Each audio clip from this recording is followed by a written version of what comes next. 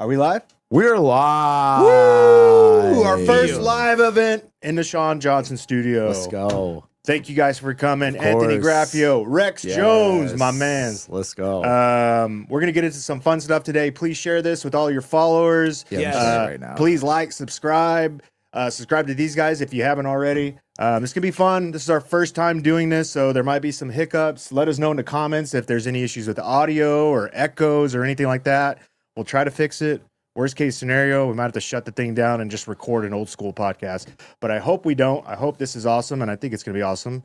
So thank you guys. Of course. I'm sharing it right now on my Instagram. Yeah, if you guys are watching on my profile, retweet, post, reshare, tell people what you're watching right now. Shawn Johnson Podcast. Yeah, absolutely. It's a big orgy. Tell them there's a big orgy going on at the Shawn Johnson studios, and everybody needs to join in right now. This is the new Epstein Island, guys. Circle jerk. Anthony, do me a favor, just scoot to the right just a little bit. Gotcha. Thanks, brother. Oh, that's the left.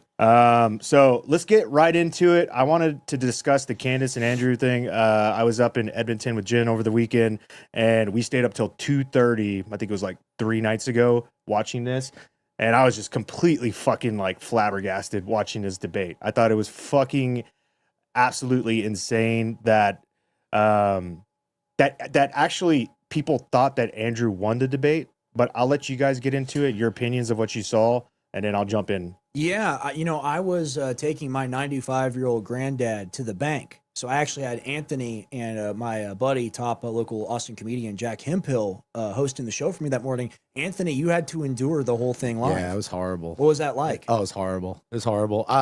Rex actually got a jump on all of this because he had Andrew Wilson on the show first, and they debated on things. Mm-hmm. So, like, Rex was the one that really, like, popped it off with this whole situation with Andrew Wilson. I mean, I've been paying attention to what Andrew Wilson's been doing for a while now. I've never liked the guy. He's like kind of made his way into like the orthodoxy realm. And where did he come from? He's never even heard about this fucking guy. And then all of a sudden he's like on the biggest platforms on earth. Yeah. He said a few years ago in like Nick Fuentes' Discord, I'm gonna be a big master debater. You'll see. And I guess he proved his point by going on that whatever podcast. And how I kind of view it, it's the natural evolution of whereas a decade ago, you have Ben Shapiro on the college campus, right? And someone just said, hold on, audio is going super quiet. It was good in the beginning, but got a couple minutes ago. How's it now? I think it's fine. Yeah, I mean, we sound good over here. Let's just go ahead and keep rolling with it. Yeah. Okay. So you have Ben Shapiro roasting kids on college campuses, right? And the evolution of that has become things like the Whatever podcast, where they get like the OnlyFans hose or whatever, and they get Unk to play Unk and like lecture them. Yeah. He basically played Unk, and that's how he grew his career. I see. So is this OnlyFans? This is being derived from OnlyFans? A lot of these women that he's debated are OnlyFans. Do you think this is a hard press by OnlyFans to try to like push people out to say, hey, these guys made it big because of our platform? No, I don't think there's any relation there? I don't think so. What I think it is more of like a modern disease, right? Like these are the people, sadly, that your average normie knows about. Yeah. Think about that, right? So someone like Andrew can come on and play Unk, and it's a very low bar. Right. Well, it's interesting how they can just come out of nowhere now and be just completely thrust onto the mainstream, and we're all just like, "Who's this guy?" And you're like playing catch up to figure out who the fuck this guy is. They're behind the scenes, and then all of a sudden, they're on the biggest stage on earth. Right, so, for sure. And I've had people tell me, "It's like, oh, where'd you come from?" Well, I was deplatformed in 2017. I started making videos when I was like 8 years old. And all these people that exist kind of in that post-COVID environment, I call them weak sisters, right? Because they never had to fight for anything. They never had to build anything. There was this giant vacuum that was left when we left the space on YouTube, Instagram, Twitter, other social media.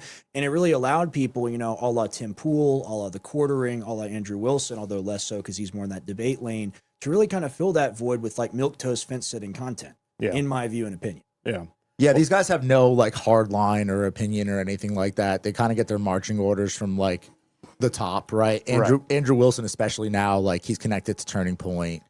He's working like directly with Erica Kerr. Why would they pick this dude to be connected to Turning Because Point? they think that he's like this like superior debate bro. He's a master debater. No, he's not. That's he it was obvious to the whole sucks. fucking world. He was horrible, even with an earpiece in. He was awful. Yeah. Here's what I think it is. They want somebody that is willing to take the most contrarian against the public position purely from like a voice lord, debate lord perspective. Oh, I'm smart enough to figure out how to defend this thing, right? Now, I had him on probably like, I think 5 or 6 months ago, right after the war started, 7 weeks in. And he was making the argument, it's not a war, it's a military operation, trust in Trump, throat the president, XYZ. I have him on the Alex Jones Network on the Big Show, and he still doesn't think killing the Ayatollah is an act of war. But he can use the debate terms and the logical fallacies and whatever to be like, on the original show, I said this event, the Iran war, it's a black swan event. Like, we weren't expecting this. He goes, well, define that term. What's a black swan event? And like, we all know what a black swan event is. Yeah. Right. Yeah. But he turned that into like a 5-minute thing. And that's what he does. Yeah, he treats it kind of like a fight, you know, like he knows like where to throw the teep He's kick a leg and- kicker. Yeah, exactly. He's a leg kicker. Exactly. He knows like how to do it like that strategically, but like using it as a debate, not using it as an open forum conversation. What did you guys know? think when he went on Rogan's podcast? I didn't watch it. To be I honest watched with a you. little bit of it. He shouted me out. I'm in the Rogan verse. So I do appreciate it, Andrew. Let's go. I do appreciate it. I just view it as somebody who's swarmy. Honestly, I have more respect for him than someone like the Quartering, but at the same time, I think he's a contrarian. Yeah. Yeah, that's a my good opinion. point. That's a good point to make. Well, let's get into the video. I'll start it off. We're gonna get Mitch to throw up the actual podcast on Patrick Bet David with Candace and Andrew Wilson, and we'll play a little bit and we'll stop Oh, on look at certain that. places. Look at that freeze frame. Yeah, perfect. Perfect way to start. Woo! Yeah, he was shaking in his boots right there. But All right, hold on. That was really crazy because the whole time, like, I've always been taught that you remain in your frame, sorry to slam the table, and you're still, you're right? supposed to. But he's like spurging He out was like all he's over. got I thought he was Parkinson's. on Adderall or something. Probably. He was screaming like this dude's on something. He's Yeah, some yeah. sort of upper. He can't sit still. He's fidgeting. He had his hand like this the whole time. He was trying to push that mic. I think Yeah. his earpiece, he Yeah, couldn't yeah, hear yeah, very yeah, good. yeah. I think that might have been an issue, if I had to guess. But first off, just first glance, what did you guys think of the studio and like the setup of everything here? I don't like Candace's home studio. I'll be honest with you. It's just a Yeah. little Oh, too this homey. is Candace's studio. This Yeah. is, That's her I thought this house. was Patrick Bet David's studio. No, it's in her No, home. that's her house. Oh, Yeah, that's her okay, that would house. make sense It's because very feminine. because his microphone said Candace on it, and I was like, oh, I wonder if that was part of like Candace's deal to do this. And Right. she's like, he's got to have my fucking speaker. You know? Yeah, That would be And, funny. and like Andrew just came in like just dressed like such a chud. He looks like a plumber that's like going to a wedding. You know? Way to put it. Like, Well, before we start the video, who did you guys think won? Candace. Nobody, to be honest with Well, you. Nobody? We Nobody. all lost. We all lost. It was too long. They spent a lot of time defining their positions and defining their terms. And I'm somebody, I've seen thousands of arguments, right? Yeah. I've seen thousands of people yell at each other. You fight. Like, if you disagree, you stand on business, you go, hey, you said Fort Hawk Tua. I don't believe in that. Right. You didn't mention that. Yeah. It was all about trying to get her to admit to things she could be sued on later. Yeah, it's Right. true. That's yeah. what I detected. Yeah, Yeah. yeah. He did some slimy shit. I like think that. the real winner was his leather shoe company that the ads kept Yeah. popping up. And then Yeah. there was like Candace's ad would start and then it would cut away and I immediately know. go to. I was like, what was that? super weird, dude. That's some nice looking shoes though. Yeah, Yeah. Red Wings. Well, I think you can. Everything is kind of told right here. You got PBD kind of staring vacantly. You got Candace smiling, and Andrew, hello, darkness, my old friend. Yeah, yeah, I've right. come to talk with you again. That's just a master technique, okay? The master You- debater. You just don't understand. He's a master debater. All right, let's kick it run off. it. Let's see it. You've been wanting something like this to take place, and kudos for Andrew for coming out and saying, "Hey, I want to have this conversation," and for Candace to accept it. So you have the ability to say, "I agree," "I disagree," comment, do all the stuff that you're doing online, and if you want to see, It's not pumping through. It's not coming in. It's not coming in more of what? these things, any of the You guys three might channels- just be stuck with us then. Hold on, I'll check the live on X. Well, just look at the facial expression of pure defeat. Yeah, it's a very honestly, he didn't man. want to be there. He didn't want to be there. He felt very uncomfortable, I think. Well, it's one level to be the cigarette smoking man in your home studio where people are donating to Yeah, she wouldn't let him smoke in her Yeah, that's studio. another thing. That's why he subscribe actually to the lost. Candace show. Everybody at home, we apologize. you. for Oh the no, technical it's all good. We're difficulties. gonna, We'll get gonna there. figure it out. We'll We're gonna get there. figure It's it our out. first one. PBD is an odd character to me. Very odd. He's a little odd too. So is it that we want to be watching it, or do we want this popped up on the screen? I mean, how about that? Why don't we just go to the widescreen? People can see it in the background. Hey, ungovernable. There we go. I think that's the way to go. And most people have seen it at this point, anyways. Yeah. You know what I mean? The great part about live production is that after it's Covered live, all you of can it. edit think out because I have a the dead air momentary part. Mm. I think that's what most people mean when they say overwhelming evidence. I think PBD should So I have have a brief edited out the opening dead air in statement. this. On September 10th, 2025, Charlie Kirk was murdered. Many of you already know a lot about the events which occurred after Kirk's death. You remember the ghoulish laughter, celebrations, and What's going madness on we here? saw Make from it the leftists MacBook. all over, from TikTok invasions, debates, posts on social media, MacBook Pro. destruction of memorials, and things like this. Within weeks I hear it. Yeah, we can hear it on our end. Kirk's death, a cottage industry began to form, peddling various alternative theories on how he died. What special interest may have killed him, what nations were involved, It's working. and was our own government one of them? Because this was the first nationwide traumatic event in Gen Z's lifetime, the demand for answers was severe and palpable. The leading theory from the conspiracy verse is that Israel worked with the United States government to murder Charlie Kirk. Within a day or two of Kirk's death, Ian Carroll claimed that Israel killed Charlie Kirk, and the conspiracy caught on like wildfire. This theory was built on one misleading piece of evidence, that in his final days, on or around September 8th, Charlie sent a text message reading, "Jewish donors play into all the stereotypes. I cannot and will not be bullied like this, leaving me no choice but to leave the pro-Israel cause." This was sent in the context of a platforming dispute regarding Tucker Carlson.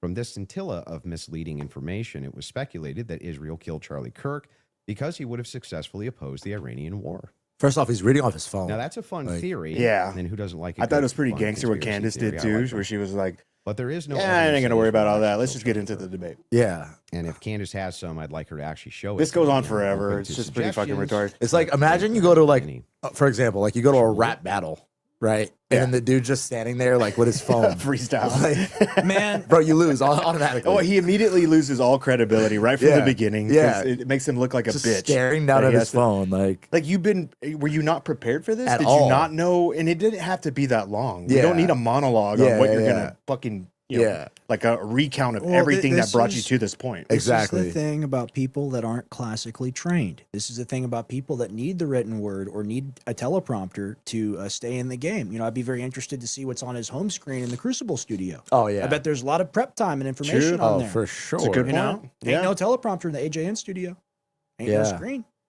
Yeah, that's fucking- the one thing that you have to say about Trump, that like he does freestyle. Yeah. You know, there's not like with Joe Biden. Oh, you he have to- definitely. yeah, he don't give a fuck. He just does whatever he says. But yeah, Andrew Wilson, like you're staring at your phone the entire time, bro. Like, first off, when you're debating somebody, you should be looking them in the eyes. Yeah. You know, like that's like the number one thing is like, hey, I have an issue with you. We're trying to debate the issue. Why would I be staring at my phone? Like, Yeah. Let's get into the part. Go weak. go to the part where Candace starts speaking, please, Mitch. From a leftist operation. And to think we've been lied to by the government a great many times. From a leftist operation. She couldn't be doing more damage to the right if she were trying. And Yeah, to think we've been like- lied to by the By the government way, a great pause many real quick. times. Dude, kudos to fucking Candace. She's doing this pregnant. dude. Yeah, I was gonna say, like she's like puffy. That's like, crazy. Like she's taking this fucking dumbass on who's disrespecting women all around the world, pregnant the whole fucking time. Hey, she got 300K, bro. So you know, Yeah, what was the deal with the money? Like he paid her He to paid- debate. So he just paid her money to debate him. That's Yeah, that's it. it. So you didn't have to pay him anything. Nothing. There was no stake. It wasn't like, hey, we're gonna debate for 300K. It's like, no, for me to debate you, I'm paying you $300,000. Oh, somebody fucking pay us to debate him. That's what I'm saying, bro. Pay me 300K to fight him. I had an idea. I had an idea, and I don't want to give out gold. Me and Anthony are talking about this. We're going to figure out how to do it. But basically, these like academic swarmy debates or even a moderator, you don't need a moderator. You need a referee, and there need to be financial penalties for breaking the rules. Yeah. That's how you make people like Yeah. a 3-hour Socratic, like Explain- Aristotle versus Socrates type of thing. Explain breaking the rules. Sure. So, like, let's say we get two people together. Let's say we'll have a pro-Iran war versus anti-Iran war debate. Let's say if you're supposed to debate, you're supposed to know your facts, right? You're supposed to have your stuff prepped. If you lie during the debate and they catch you lying, financial penalty. Ad hominem attack to personally distract from the argument, financial penalty. And like you could make it real condensed and real tight. Yeah. Yeah. I Real love tight. that. But Yeah. all these people, they want to turn it into something where it becomes like an academic exercise. These people passionately disagree with each other. Yeah. It's not a joke. So when you create an environment where it's like that Francis Ngannou versus Derek Lewis fight, where it's kind Yeah. of like waddling around each other, Yeah. like the person that lands, even like Candace landed a couple more blows than Andrew, that means she won. But I want to see clash. Right. That's what I'm I saying. felt like they got stuck on certain topics for way too long. And if I was the moderator in this, I would have been like, okay, we agree to disagree in this instance. Let's move on to the next one. Yeah, I felt like we could have gotten so much more out of this debate. for than- sure. than we actually. If you want to see a crazy debate, go watch. Did you see Matt against that guy, Joseph Haddad? No. Bro, we got to react. to Oh, is that the one where they almost got in a fight? Yeah, they did Yes. get into a fight. The guy fucking loaded his hand with rocks. Like, that's a debate. What a fag. Yeah. Yeah. What do we got here? Alex Jones. Oh, this is. Oh, I'm ready to talk fuck's about going this. on? Look at that title there. We were- This is a guy. This is a guy that after we were Fuck it, deplatformed damn in it, Mitch. 2017. It's okay. This is somebody that ate our old audience. This is somebody that had my dad on when he knew he was too drunk and cackled about the $100 super chats that were just rolling in. This is why I don't like Tim Pool, okay? Yeah. I'm allowed to defend my father as his son. When you have my dad in a compromised position, this is years and years and years ago. I'm not talking about recently, and the super chats are just rolling in like the happy merchant cackling, we're making so much money. That's a Tim Right. Pool quote. Yeah. Sue me if it's not true. Like, seriously, that's a Tim Pool quote. That's why I don't like him. I view him as someone that took advantage of my father. And now he's somebody that comes out there and jumps on the bandwagon of saying, oh, you lost all your viewership because you turned on Trump. Yeah. And then he goes, but no, why are you attacking me? Why are you attacking me? Like, fight for real. Like, stay, hey, Alex, you deserve to lose your audience for going against Trump because that's what he said. But he couches it in a way where it's defensible. It's just like amorphous blob technique. I'm rubber, you're glue. Whatever you say bounces off me and sticks to you. You don't get to have a sword and a shield like that. For sure. When you're attacking first, you don't get to do that. It's Yeah, sure. outrageous. Well, that's a prelude to the Sure. second half of this. Let's go back to Candace. Let's stick with where we were at, but I can't wait for the second half of this Yeah. podcast already. Over, I mean, just the last couple of years, if you just think of the things that we've learned about our government. And I do want to say this, what's been the most disturbing element, I think, for everyone is that not only does the narrative not make any sense, which I'm going to demonstrate, I don't need to waste time with the preamble going through the points or trying to insult you or pretending that I've been running a podcast saying it's just dreams and vibes like I'm Miss Cleo. And that's the reason why it's taking so many influencers. It looks like $1 billion industry of influencers to dispute everything Candace says. Is not because I'm on my platform saying I had a dream last night. I don't think that I think that diminishes you as an argument. Obviously, we have presented a lot of evidence. You just presented a text message and said this is evidence. Well, that's how this entire thing began.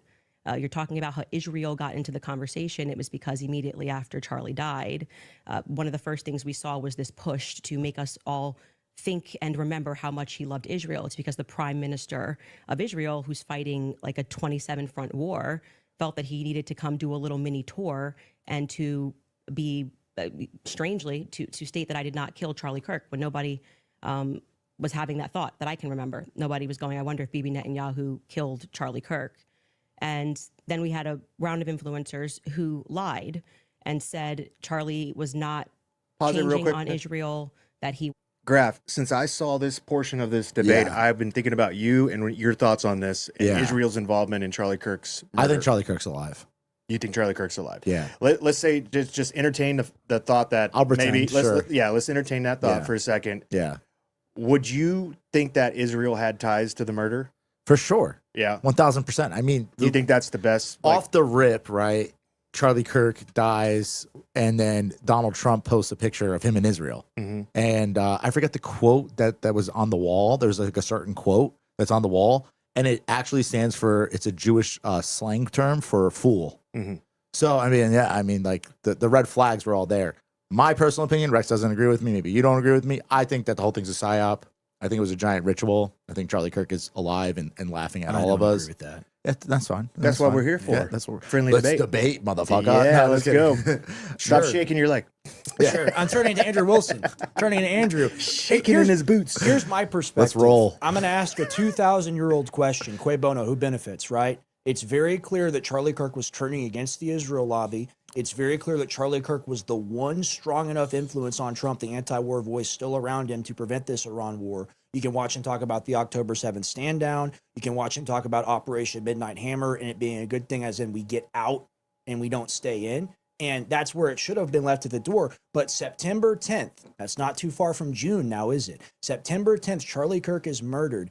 Who benefits the most from this? The removal of the largest anti-war voice in Trump's ear, the removal of the brain for the largest campaigning office, the youth campaigning office in the entire country, over 1,000 offices, tens of thousands of volunteers. you essentially get to do a brain transplant into that organization and make it into whatever you want. And why would Netanyahu come out immediately and say he didn't do it? Yeah, that's I mean, definitely come weird. on. Well, he might have known people were going to point the finger at him. No, but he immediately. said it before anyone else did. This is like pretty much immediate. And I just view that as like, you know, when you're doing something wrong, usually you tell people about it. He's it also- wasn't me. It wasn't me. He was also in the middle of a giant menorah, you know. So there's that. Like when he got shot, like the way that not stadium, but the way that structure is set up, it's like it looks like a giant menorah. And So you think there's Charlie Kirk's in the symbolism middle. involved in this? 1,000% symbolism. I mean, the shirt that he wore, freedom. You know, a day after Pam Bondi says that they're going after hate speech, it's killing freedom of speech. Yeah. You know, you have to understand, like in Masonic terms and just like ritualistic terms, it makes a lot of sense that it's a psyop to me. Yeah. But I totally agree with Rex too. Like I can Hey, it makes take more that sense position. to me than Tyler Robinson acted alone. That's for sure. But if No question Israel and about that. Netanyahu were involved in the murder of Charlie Kirk, then that would mean the Trump administration is complicit. Yeah. Oh, I mean, Because they're in bed together. Israel and Benjamin Netanyahu are the Trump What did you say? administration. Wouldn't you say that they yeah, would be I would complicit say in it? Trump is like a giant baby with a rubber stamp who's middle management. Right. I would say Yeah. the administration, people around him, absolutely. Yeah. Did he know about it? I don't believe so. Or at least not at first. But then he's probably told and acquiesced because he's Shabbos Goyim. I mean, and think about like how Trump reacted, right? Like the next day, he's asked, "Oh, you know, your friend Charlie Kirk died. How you doing?" He's like, "Hey, check out my ballroom." Yeah. Like, he was true. sadder about Lindsey Graham. did not Well, give what a got fuck, me was bro. RFK Jr.'s response or lack thereof response. Because the first person I wanted to hear from was RFK. Like Yeah. before Trump and before anybody else, I Yeah. wanted to hear from the guy whose dad was assassinated and whose uncle was assassinated in the most prolific assassination. I shouldn't say prolific, largest assassination sure, in the yeah. history of this country. Yeah. He hardly said anything. Well, he's blackmailed too. RFK. Yeah. And but- he's like best friends with Rabbi Shmuley. so I the, mean, the whole administration's blackmailed. our whole entire country is blackmailed. We're all under fire. This is We're under occupation. yeah. There's no question about that. I mean, Right.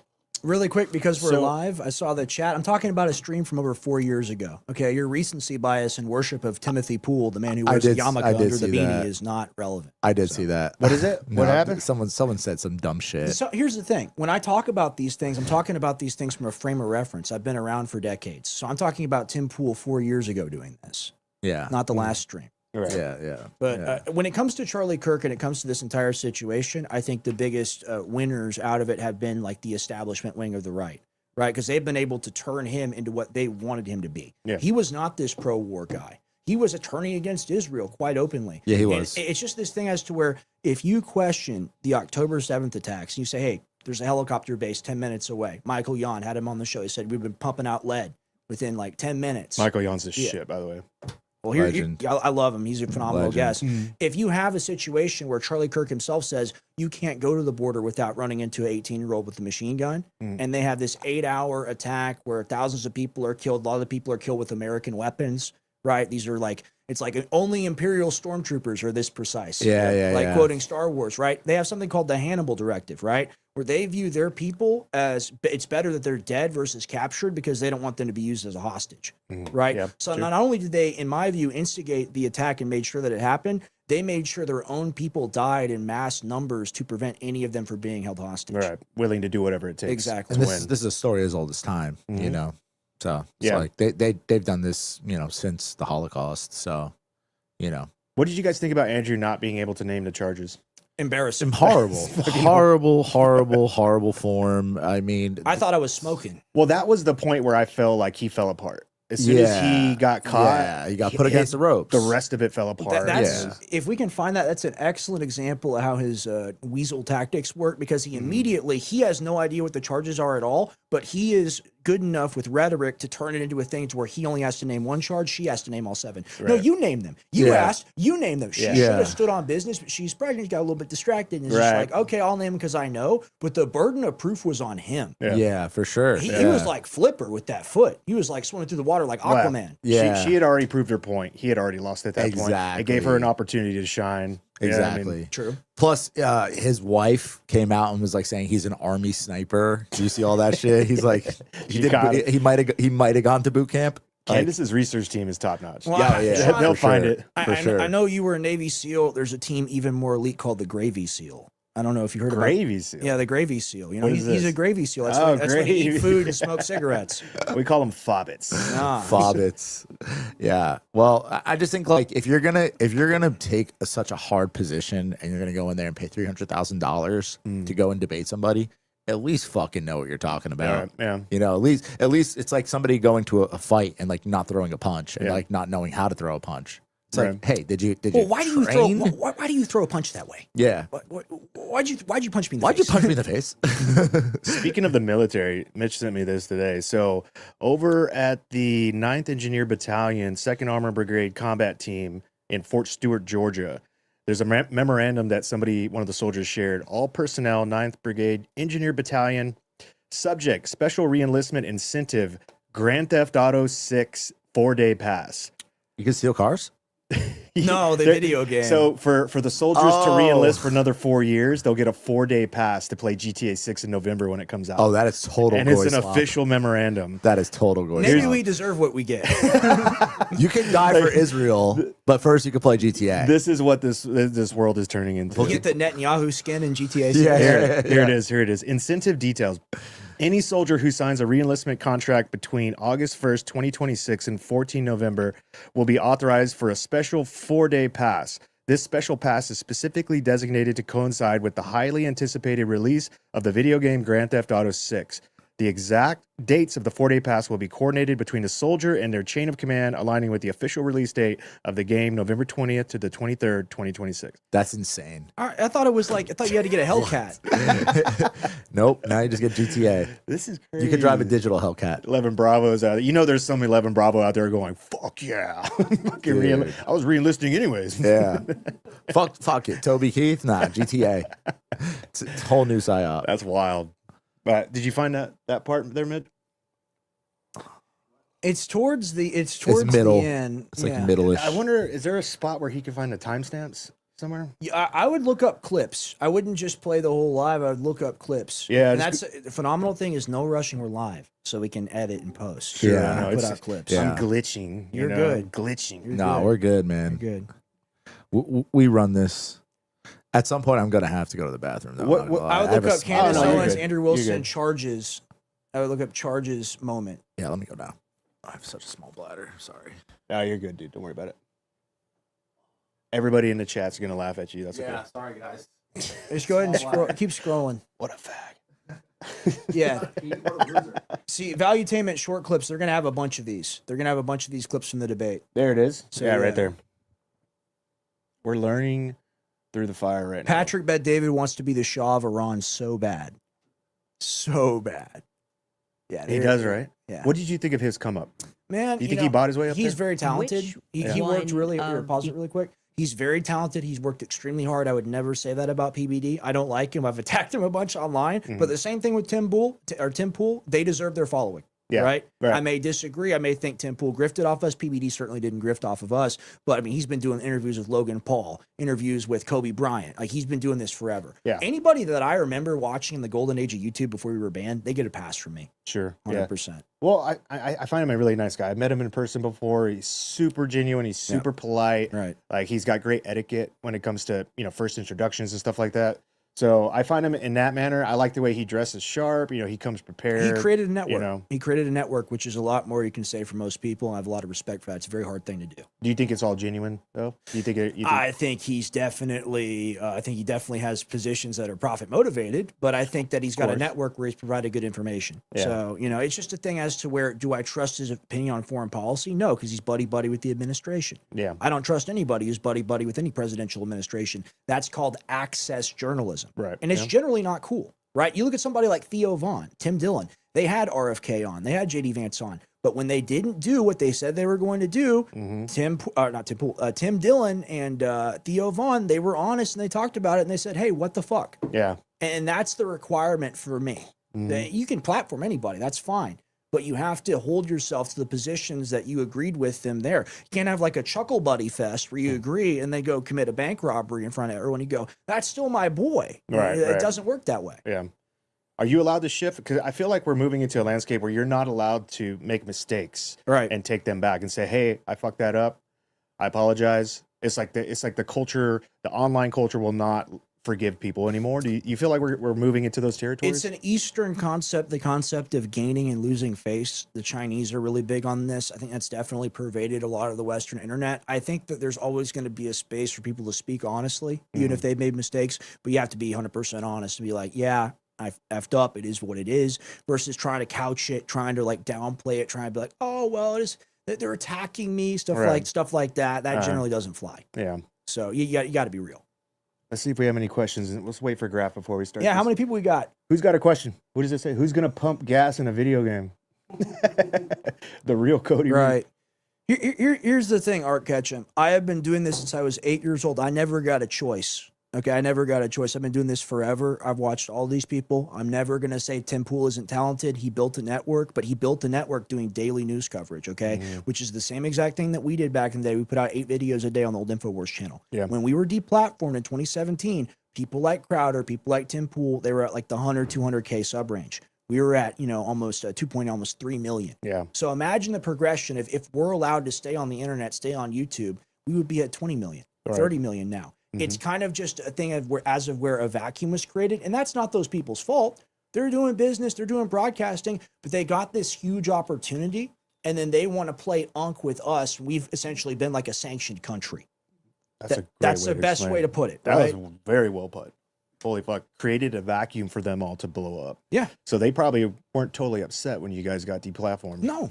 No, I mean, here's the thing. They say, I platformed you. I had you on. I'm your friend. Yeah, it made you money. Yeah. Like, what are you talking about? He was the #1 show on YouTube that did the daily news coverage, the geopolitical stuff. Yeah. And you kind of took that from him. And then now you don't want to give him the credit. They should be on their knees. Seriously. And this attitude as of where, like, I blessed you. I've been nice to you, XYZ. You made money off of platforming us, and it was just the morally right thing to do anyway. It's all reciprocal. It doesn't matter, right? Like, you should have everybody on your show, especially if they're censored, right? But you don't get some like infinite store credit because I gave you a pass back in the day. It's like you're my nephew, right? And he's not our nephew. We're not his nephew. He's the OG. It doesn't work that way. Yeah. Exactly. He's the OG. He started it all. Cut that into a clip. Yeah. I care about this, man. I care about it a lot, dude. Yeah, it's your father's empire he fucking built. It's everything that we lost. I watched 78 employees in that building. I watched a lot of people fall out and drop off because we got deplatformed and banned. We built our own streaming platform in 2 weeks, Ban.video. No one else has ever done anything like that. They did gain of function research on us like we were a sanctioned country. And that's why my dad's still around a decade later. That's why the network is so good, because he had to become that good. Nobody does a 3-hour live show with no teleprompter staring into the camera screaming, but me, Harrison Smith, Owen Schroyer, my father, and Fuentes. It's a classical art style that we developed. Damn. Yeah. Well said. Welcome back. Welcome back. I'm back. Back in action. Got heated while you were gone. Oh, yeah? Will we switch topics? No, we just dove in a little bit on InfoWars and what was going on. Hold on, he says I didn't do anything. So my 100 videos on the old channel that I edited, put together myself, they don't matter. All the man on the street interviews that I didn't matter. All the work I put in on the ground floor, every single job I worked at InfoWars, pick and pack, editor, advertisement, customer service. Literally everything I did doesn't matter, right? Because they just don't know because I was banned. And don't you see how grave of a crime that is? It's pretty wild. Really is. Wait, what did that last one say? Now they're talking shit about me? Oh, no, you don't want to talk shit. I crash out. So Anthony was hinting that PBD has been propped up by 3-letter agencies and didn't talk. Well, I mean, he works with the government people for sure. So it is what it is. It's just you got to be honest about it. Yeah, right? we got a little bit into PBD and. Oh, yeah. Oh, no, 1000%. I mean, just the fact that he has Adam Sosnick on that show tells me it's a Mossad operation. Like, to have that whiny Jew on there just like complaining all the time and trying to like divert and subvert the goy. Yeah. How could you have that guy on your show? Let's get into this next clip that we got the clip we were waiting on. Okay. Midge. And then because I want to give a little bit more on PBD. Yeah. And another clip later on. Yeah, this conversation is probably going to go all over the place. You're going to love this. No, that's great. You're going to love this, guys. Charges against, or all of them, do you think Tyler Robinson is guilty of? The specific charge? Yeah. So I think is that Tyler Robinson shot Charlie Kirk. Yeah, but of the 7 charges that he's being charged. Yeah, can we list them real quick? I'll tell you exactly which one. This is like when you Do you know any of the charges he's up for right now? Fact check. Of course, Fact check, but I Andrew. wanna make He- sure he we He have didn't them utilize his listed. get out of Yeah, jail but- free but, card. like, This is like that's- when you know can you did name something one? wrong Because and your my girls general are trying to perspective is press that you. don't actually See, care right about there, he this should have page been at like, all. fact checkers. That's Make sure that there's yeah. actually 7. He's just not but following it it enough. seems pretty like if you're going to engage and you're going to say the evidence is overwhelming that Tyler Robinson is guilty. I just think that you should like. right. Can you tell me one? Then let's do the charge counter. That he's, You can really, hang on. This is a great gotcha. No. You just got to ask me. Look at him Claire, fidgeting. Yeah, like, he's context, scared. put me in the hot seat. So please He's just like, I answer the fucked That's up. question. fair. Can Name you all name- 7 since can- you've been following the case. Okay, sure. You Go name. ahead. You name one. Yeah, you named all 7. I'm happy to do that, but can you name one? I think he's Pause it. been charged with murder. That's I Look at think that he's been magic, charged but with look at that murder. magic trick. Okay, see how he turns it back on to her because he doesn't know, but he makes her answer the question. Yeah. That's real weak shit, bro. Look at his look face. at that face. Look at his face. BTFO. He's melting. He's sweating right now. actually. This is where she Okay, got great. him. Now name all 7. He doesn't even. This is like. His hand is shaking. Why does he put a thumb up? Can you think name all 7? I can. Then do it. Sure. So you don't have to- Do it. condescending. No, do Yeah. it. I'll count them. Go ahead. Like he's trying to you don't have embarrass put your her. fingers up. Yeah. Okay, Something name he them. doesn't know. Yeah, sure. Name them. The first charge is aggravated murder because that's what carries Okay. a death So sentence. murder. Patrick No, laughing back that's there. not. That is literally not murder. Okay. And Next. so just for people, no, I don't have to do it in a time limit. There's nothing going on. And just to explain to people the difference of why that really matters and shows that he doesn't actually care about this at all is because aggravated murder, it's narrowly defined Just and because avoiding it the carries question. a death sentence. I'm going to answer the question. Okay. Real I just want to slimy. recognize that your strategy The of way thinking that she people are like, intimidated when you try to I mean, put a she time walked him constraint like a doesn't work, dog, and you'll dude. be better Even the when next time you do all it. his I got it. antics, Can she you- calmly Yeah. fucking just like the more picked you him cut me off apart. along, Yeah. I'll take- It's do you wanna just crazy. wait for me to Yeah. finish of why that's a big difference so that No, people I just don't walk want you away. to list the charges. Yeah, I'm gonna do that. You just don't get to pretend that there's a time constraint for me to do that. Well, how long does it take you to list 7 charges? Because I'm speaking. You just got to. It sounds like you're just delaying it because you don't know them. I know all 7 of them, Then and I'm tell going to me say them. again Oh, man, so that he's you're so going to get gay. embarrassed. I know. You don't have to rush this. I'm also showing an example. Some of the weakest body of a language very I've ever flawed seen. debate Yeah. strategy. I Okay, actually well, I am got under no one. time constraint. I got one. Great. The second charge is Great. the felony discharge of a weapon. The next 2 charges are for obstruction of justice. Okay. The next 2 charges are for witness tampering. And the And what's final the specific charges, though? that is them. Obstruction of justice, Both of obstruction those- of justice, witness tampering. Okay. And there's no other specifics to them. Well, I can tell you why he's being No, charged no, with no. it. Just the charges and then 7. Yeah, see, the bad thing is when you try to be an a-hole and it doesn't work. What's the 7th? The last charge is violence in front of a minor. Okay. Got it. So then he's being charged with murder. You just say aggravated murder.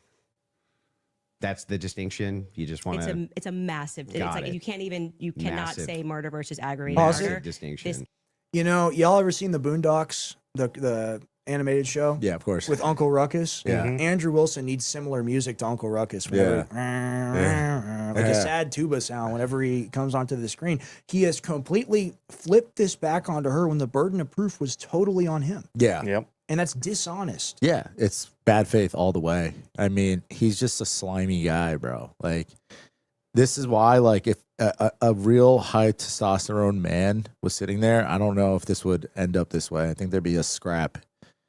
Like, notice the difference between the energy in this conversation, this debate, and the one that he had with Owen. Oh yeah, he wouldn't talk to another man like that. No, with Owen, he was like trying to be on the back foot. On this one, he's trying to press forward. Okay, real quick. So I had to look this up too because I didn't really know the difference in terms of punishment for a murder charge and an aggravated Yeah. murder charge. Death penalty. Yeah. So murder equals if they get sentenced for murder, it's very long prison sentence, potentially life. Aggravated murder is the highest tier of murder punishment, commonly life without the possibility of parole, and in jurisdiction cases where capital punishment is authorized, potentially the death penalty. So it does make a massive difference. Huge It's the difference. difference between rotting in a cell for the rest of his life or getting to jail. Firing squad. Yeah. Do they do that? That's they what do I that out think that there? they want to Yeah. do to him. And it's not even just that. He is the master debater. He is the debate lord. He is the big boy. So as the big boy, he's supposed to know these things. And I guess he just didn't do any prep time at all. Like, I don't know. Zero. and that's my point with all this. Zilch. The reason why he didn't feel like he had to do prep time is because he relies on his ability to use rhetoric and to use faulty logic to manipulate speech. Exactly. probably I got a call little- them voice lords. yeah. It's Good it's a point. very weak technique too. It doesn't take that long to learn. He probably got cocky because he went on Rogan. He probably thought he was hot Yeah, shit. yeah, He's like, if I yeah. can handle Rogan, I can handle Candace. Got all gassed up. But what he Rogan is the doesn't know, greatest interviewer ever. he is the greatest interviewer, but Candace is one of the greatest debaters ever. She's Yeah. been going out to these college campuses for years, debating all of these questions, these random, spontaneous questions. Like she talked about it herself. Like Charlie trained her how to fucking respond in a debate. So going up against somebody like this, who's using these stupid tactics on her, it's not going to work. I have real problems with Candace Owens' story over a period of time, specifically the Mitch Snow Fort Hawk Tua thing, because I question I do not believe Tyler Robinson acted alone. I don't believe that at all. I believe there was a second shooter. That's my personal opinion. Yeah. So I had an issue where I came out and I spoke on this initially, and people said, you need to watch Candace's show. You haven't watched Candace's show. So this is October of last year, or when he was murdered. I watched every single show from September, and I heard legitimate information that I agreed with, but I also heard things that were like Pied Piper type stuff. Right. Yeah. And that's what bothered me, is because I think she has a very strong position. And I think a lot of the time it's just like, when you are conducting an investigation, which I guess she is doing, you're going to get people that kind of squeeze their way in there. But then if you don't agree with her specific set of events, then you become the enemy. And I just don't understand that. I don't like Candace's upbringing. How she got brought into the fold. Why not? She used to do leftist censorship. Well, not just that, but I mean, she comes from an Israeli talent agency. Mm-hmm. Like that's how she got founded. Well, your dad says that he gave Candace her first microphone back in the day, Something like that. right? Something like that. She was blowing up because she exposed that operation that she was a part of. She didn't really know everything about it Yeah. when it came to like the leftist censorship thing that she was a part of. Yeah. And then he gave her a platform to talk about that. And she's a big part of Blexit too. Yeah. Like the whole blacks leaving the Democratic Party. Right. It's like golden era stuff. It's from like 10 years ago. You had to be there. Yeah, 2016 Yeah. energy. That's What- when things were good. What do you think about like people shifting, party lines and moving into content world, like influencer world, being able to shift lines? You feel like you're tarnished forever doing that? What do you mean? Like leaving the Like if you were leaning left and then you shifted to poly- the right during COVID. I think it has less to do with ideology and more to do with issues. I think supporting the war is one of these things as to where I don't care what side you're on. You see the uniparty. There's left-wing people and right-wing people that both support the war because they're all kind of on the Israeli payroll, in my opinion, whether that's attention, clicks, or actual literal like monetary benefit. I think we're looking at people right now, specifically like the quartering who's on my dad's show yesterday. That's going to be an untenable position. Everything he said when he was laughing about the gas prices, saying to bury them all, talking about killing the children in Iran. You can laugh it off and say, oh, I'm anti-war now, 171 days in. But 5 years later, where there's a retrospective, no one's ever going to listen to your political commentary. Yeah. So it's really about like the viewer and listener. They decide. We do the show for the people watching. Yeah. Like that's the reality. It's up to them to make their mind. Right. And you can't be so harsh on people that are switching lines, because that's kind of what we want them to do, right? Sure. If you're on the wrong side Yeah. and you get convinced to move party lines, and then now you're creating content for the other side, that's good. We should be championing that, not fucking talking 1000%. shit to them Yeah. because they once thought something a long time ago. Exactly. I think that shows like actual IQ as well. You True. know, like, hey, things are a little different than I once thought. I Maybe know that I gotta know switch nothing. up a little bit. Exactly. Yeah, we're all kind of figuring this out as we go. Yeah, too. like I was super pro Trump, I was super pro Yeah. MAGA, and then I figured out, hey, this guy's fucking owned just like the rest of them. With as so. fast as the world changes, too, like 5 years from now, everything could be swapped. The left Exactly. could be supporting everything that we're supporting now, and the right could be on the opposite side, and we might be Kinda sitting happening right This now. is almost yeah. looking like a transition Yeah. as we speak. This is why we got to kill the duopoly, in my opinion. You're Oh, not a totally. donkey. You're not an elephant. You're a human being. This is a dehumanization protocol. This is why my dad's message of being pro-human, that's why he was kicked off the internet. Yeah. That's the reality, is because it was bigger than Trump. It was bigger than the red tie and the hair and the YMCA dance. It was about having somebody that was actually going to put America first and thus humans first. Right. Yeah, right? yeah. We need more, Joe Kent's, more Tucker Carlson's, more. Thomas Massey. They Yeah. had that MTGs. meeting, MTG. Yeah. I was disappointed your dad wasn't invited to that meeting, them all around the round table. Isn't he doing something in Dallas? They already did it. No, there's another one coming up. Yeah, there's another thing coming up. I think you're going to see more of I think people are going to come together more, for sure. I think there's something happening in November as well. There is in Dallas. Yeah. It's like a Christ is King. America After Trump is the Yeah. the Oh, right. event. Okay. And he just did Walk Away, right? That's what it was. Yeah, with Walk Brandon Away. Straka, who's Yeah. doing great work, by the way. I love what Brandon Straka is Yeah, he's doing. crushing it. Super important for people to be able to see these discussions. Yeah. Right. And like my dad, when I was on a panel, I think it was Will Chamberlain and then Andrew Wilson, my dad and Joe Kent. When that comes out, I'm just waiting for that to come out like it's fentanyl. I need it. Yeah, I that's gotta gonna be have it. crazy. That's gonna be crazy. But like more than anything, I feel like back to your point is like, yeah, the party line needs to be gone completely. I agree. Like it's not about party line. It's not about Democrat. It's not about Republican. It's about what is the best interest for our country. And right now, what's going on in the Republican Party is not the best interest for our country. It's the best interest for Israel. Like it's the best interest for the Jewish lobby. Right. Like we're just not getting any kind of win here. Like look what happened yesterday in Florida. Byron Donalds is a sex trafficker, a drug dealer, and Randy Fine makes jokes about Palestinian kids being massacred. How does that have any kind of to improve our country at all? It doesn't. He's an empty suit. And that's the thing is like you see these people and you're like, what is a politician? It's not who is a politician. What is a politician? It's like NASCAR, right? They should have to wear the patches on their vest. They shouldn't be there in a nice blue suit or black suit. They should be wearing an Exxon Mobil right there, Palantir right there, Yeah. Big Pharma, Pfizer right there. I They agree. should have these things so that we all know. And I think people are really black-pilled about like the people losing in these primaries. Here's the thing. 2026 is going to come, and they ain't going to be primary elections. It's going to be general elections. And in general elections, you have independents that vote. And you also have that core base of the party that you spurn, that independent base, the people that were brought over from Obama to vote for Trump in 2016, Yeah. people that voted for Trump in 2024. Those people, they've essentially smacked us around and said, we don't matter. So we'll see what happens. And Yeah. I don't think it's going to work out too good. Midterms are gonna be a massacre, Yeah, I think it's going to be bad. Yeah. And they did it to themselves. especially in Texas. Like we were talking about this on the show today. It's like, you glaze Israel so hard, you do all of this shit, and then you fucking take weed away. You take Right. legal weed away. Like, what do you think that's gonna do? That's That gonna was a bring bad out move. the That's young boomer. Democrats. That's gonna bring out the Republicans now that were Republicans that want to have weed. Why did they do that? Because they're fucking idiots. They're The idiots. 7-0 is still legal. They made it like Yeah. as dangerous as crystal meth. Basically, Yeah, they made the it's laws Schedule worse. 1. Yeah, it's horrible. Yeah. Like you could literally for like a weed pen, you could do 2 years in jail, or $10,000 felony.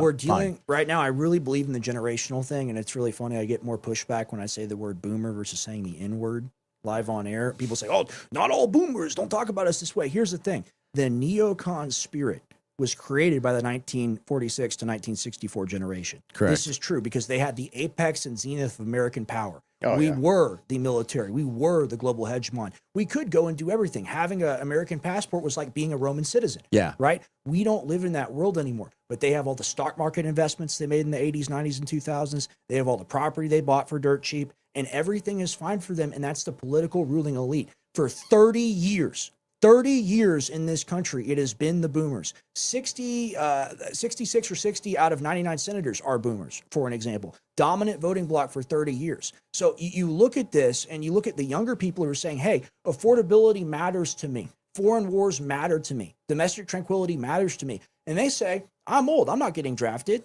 I'm Yeah. old. Life is good for me. I got my house. I got my stock portfolio. So it's just the complete divorce from reality and from what the Yeah. average person has to deal with, and the outsized influence within the political spectrum. Because here's the thing. I can say all these things about the boomers, but young people, they need to vote. They don't vote. The boomers, they show up every single time. And if you look at a Byron Donalds event, it is like the nursing It's home. old people. But there's All hundreds old. of them. Yeah.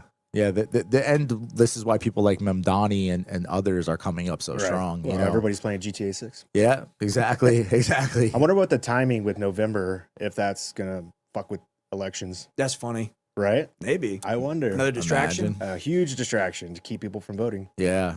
They better put new stuff in Fortnite pretty soon. If Candace was weak anywhere during this debate, where would you say she was weak? I would probably say that she was weak on like not having like a hard position against Andrew. Like she had really good points, but she could have gone harder on him, Right. on his character. Like there were times where she would point out that he's being an asshole and this and that, but she should have just been like, you're just slime. Yeah. Like, like this is a slimy, bad faith. Like But I she feel like she kept a didn't lot of have to. composure. She didn't. She didn't have it. He did it all for Yeah, her. exactly. Right? Yeah. You do have to think about it from a fight perspective, right? That's how I because like felt. every single debate that I go in, you're going to see a clear winner and a clear loser. And sometimes I may not win, but I'm going to go in there to scrap. I'm not going to go in there to do the leg kick game.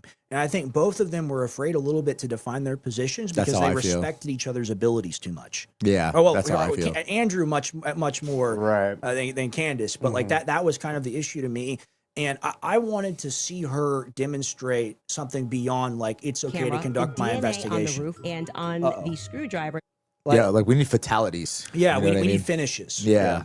Right. And I think you got to go for the finish, right? I think she could have gone for the finish at the end. Like that's a horrible moment. Yeah. You're the master debater. You're the person that came prepared and you didn't even know the charges. I would have repeated that for 5 minutes. Yeah. I would have just ran my mouth. Yeah. She should have tarred and feathered him. Well, then he went ahead and disrespected every woman on earth. Play that one, Mitch. Yeah. This was the one like I was watching with Jen and she just looks at me like, did he just say that? Jen would kick his ass. Yeah, she would. Like literally. You got it pulled up? No. It's the one where he calls all women retarded. Just type in Andrew calls. Andrew calls all women retarded. Not to give Sneeko any praise, but he did like we got it. As he was watching it, he's like, watch, he's gonna call all women retarded. And Shut up, for real. I swear to God. And then literally what is with that? Where does he think he's getting like sympathy points for that? We just know his rhetoric. Brand. Yeah, okay, we know his that's rhetoric. the brand. That's for the people that donate to the Crucible. All right, that's not for the debate. It's for the fat chuds that watch him. You know, like, fuck women, dude. That's a horrible video. You think she's complicit in? Yeah, that's like somebody like recording, like taking a video with their own phone. But yeah, like it's his rhetoric. It's like kind of known that he was gonna do something slimy like that. He's just a slime ball, bro. And then he like acts like he's like this like alpha male that like we should just watch some of these clips all the way through, halfway through, and just whenever you reach a moment, we should just pause it. Sure. Yeah. And talk about it. Sounds good. But like, you know, like his whole entire stance on women and like going against the OnlyFans chicks and like he's like this like trad and his wife is a trad. His wife has 3 kids from 3 different dudes. Yeah. That's not really that trad. Right. You know, like that's, you know, whatever, it happens. But like to take that position is kind of crazy to me. As soon as I said I would take. I'm spending my $300,000. What would you do with 300 grand? I'd probably buy property. I'd invest. Yeah, I'd buy land. 300 grand. Yeah, I'd buy a cow. Bet it all on black. Yeah, go to Vegas with Jake Shields, get drunk. No, that's fun, by the way. Oh, did you? Dude, I love him. He's phenomenal. We have to have him out here. We got to get Jake on the show. Yeah, let's get him on. Yeah, let's have It'll him be out fun. here. I'm gonna get this seat Do mic'd you up know soon. any of the charges? So we can do he's another. up for right now. All right, what are we watching here? Yeah, best moments. Yeah, let's do this Kind one. of Just do best influencers moments. Who lied and said Charlie was not changing. Of any human being. When you say that there's some steel neck and it's a smaller caliber, you have to make a counter explanation. Why wouldn't a smaller caliber also go through bone? It could. I didn't say it can't. Right, exactly. So if that's the case, then ammunition is going to be the critical key here. And if we have frangible ammunition, which we do in this case, a flex tip round, well, I'm sorry, not a flex tip, a soft point round from a 150 grain Remington core lock, that's just a small jacket that goes around the actual lead piece. This thing could have split apart in air for all we know. But definitely upon impact, and we have the medical examiner who confirms this in a summary, and my team can bring that up, the summarization, which means he would have to be a part of some kind of conspiracy as well.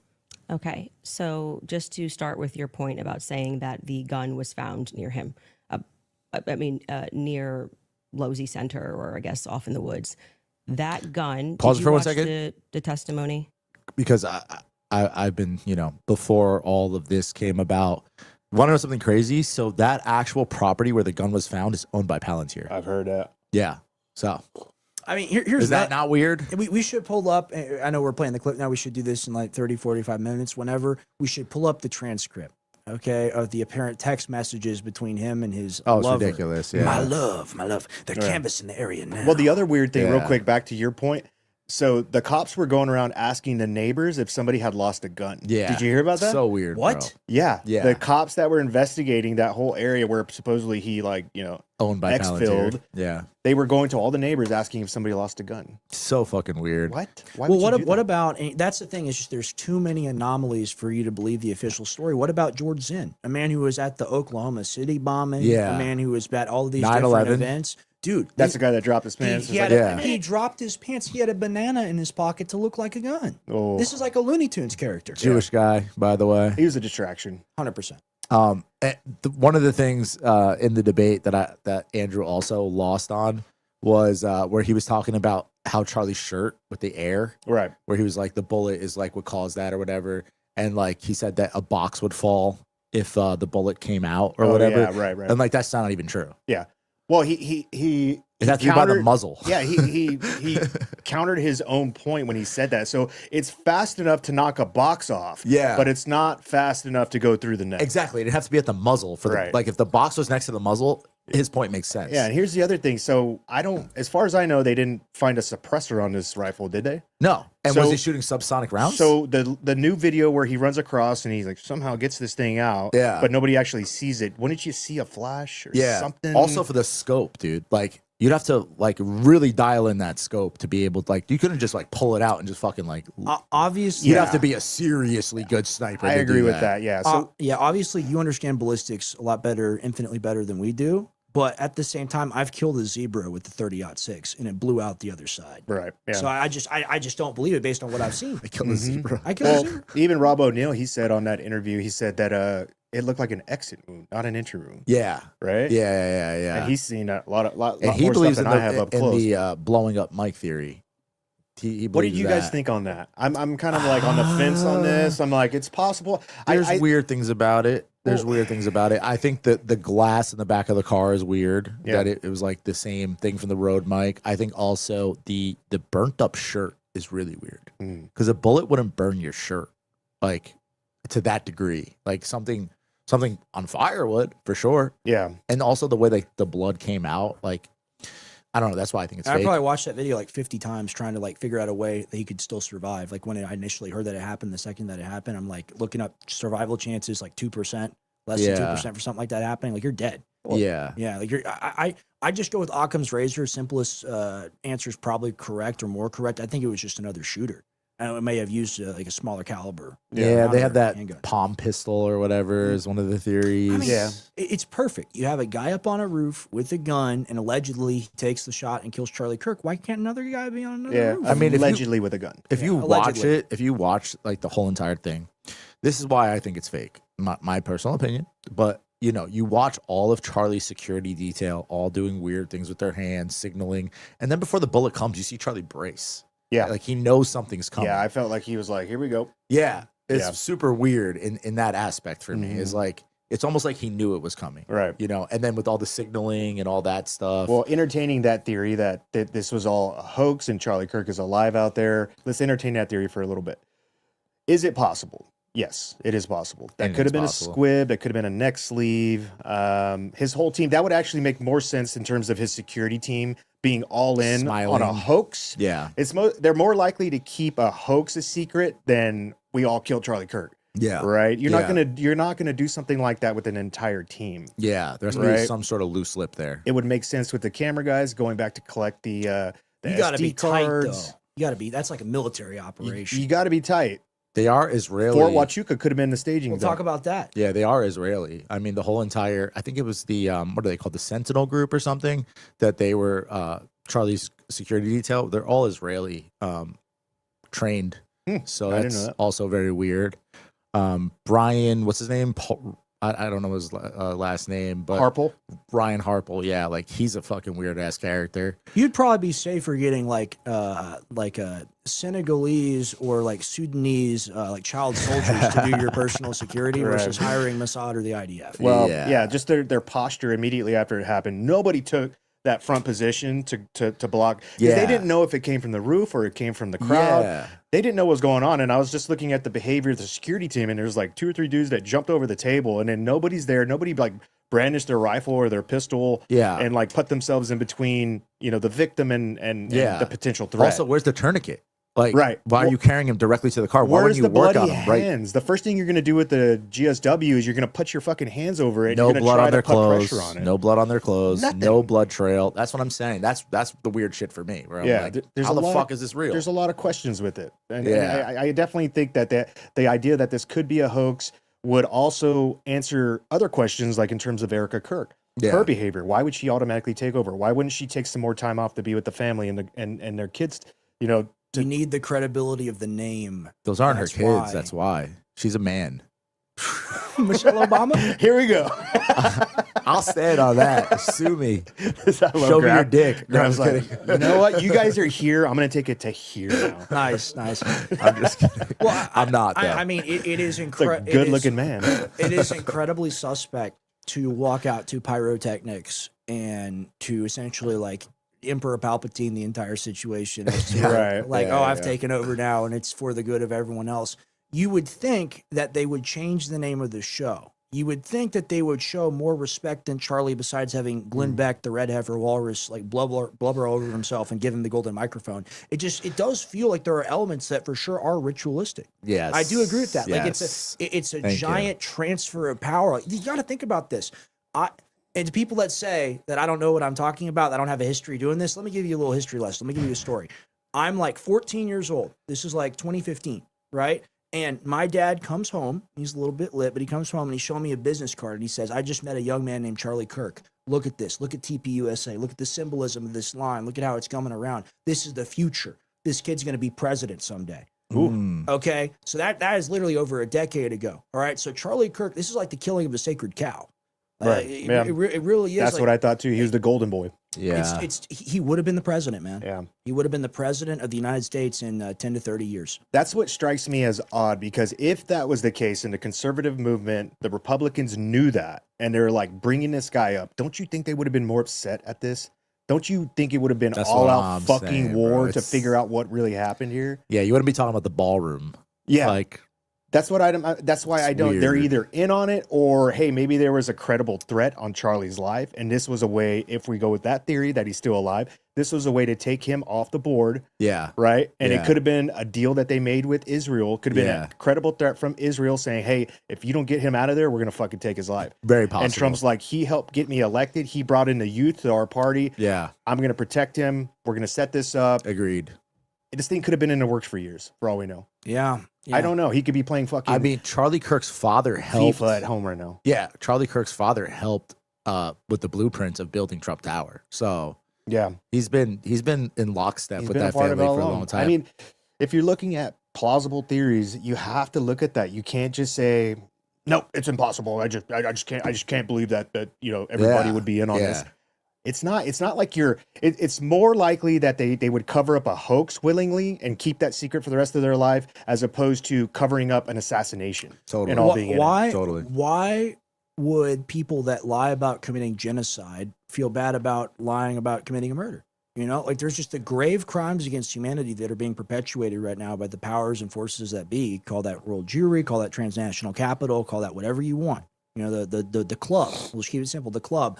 It's too much for them to not want to do something like this. It's too much of an opportunity. True. Right. That's a And good the point. question is whether he was involved in that or not. I think that's where me and Anthony disagree. But from Yeah. the perspective of the ritualistic killing of a man that would have been the king, Right. I think that's what we have to point out here. Right. I think for me also, like I've been making fun of Charlie Kirk for a long time. You know, South Park did, and then he died. I've just never liked him. I've never liked him. I've never agreed with him. What didn't you like about him? I think he was a Zionist. I think he was a Zionist the whole time. I think he's a Shabbos goy. Like And then- he's and then he the didn't help. He didn't help our And then the causes. Jews killed him. That's what I'm saying. Like Yeah. it's a whole entire weird thing. Like Yeah. you know, and when it comes to these kind of things, it's like we have to look at it from every angle. You know, we can't just be like, okay, it's this position or it's this position. Well, it's like and it sometimes explains it's in the middle. it explains why Candace's platform would have grown to such a level. And we talked about this offline before, but it was kind of like, when your dad, Rex, when your dad, Alex, started saying stuff about Sandy Hook, and then it took a little while, but then eventually they deplatformed him. They didn't like what he was saying, so they shut him down. Yeah, they Right. worked on it for a while. Why would Candace be allowed to say whatever she wants in this instance? Why isn't she This getting Good shut point. down? This point. is the whole thing for me, and this is why I say like everybody lost in my opinion, because I can't really I look at her position and her perspective as in it doesn't make sense, right? Like she's on Apple Podcasts, she's on Spotify, she's on YouTube. I mean, we were taken off all those platforms for saying that a guy named Oliver Darcy, senior censorship czar at CNN, I'll give you the exact quote: "Oliver, you look like a possum that crawled out of the rear end of a cow, in my view." All right. Which is we an were taking incredible off quote. everything, which shows that it wasn't about us saying that to Oliver Darcy or my dad saying that to Oliver Darcy. It was about getting rid of us because we were too influential and we helped Trump win the primary specifically. Right. Yep. Whereas with her, you say, well, why is the power structure allowing this to be promoted? In my view, and this is my perspective, I view her, whether it's accidental, on purpose, profit motivated, genuine mistake, or malevolent, whatever. I think it's a Pied Piper type scenario because you brought up Fort Huachuca earlier. I view that whole thing as a poison pill for this entire thing. I really do. Mitch Snow is deeply uncredible. His entire thing about his wife attacking him, that was literally what he did on video to his wife. Yep. Yeah. Right? So I think it's something whereas like Candace Owens, deeply connected, attached to Charlie Kirk, angry, outraged, doing her investigation. Magical explanation. This guy, Mitch Snow, credible, blah, blah, blah. You find out later that he is what he is or that he lied about, parts of his life. And if you're lying about a part of your life, you specifically say, hey, this happened to me and you did it to somebody else. Yeah. It calls him as a source into question.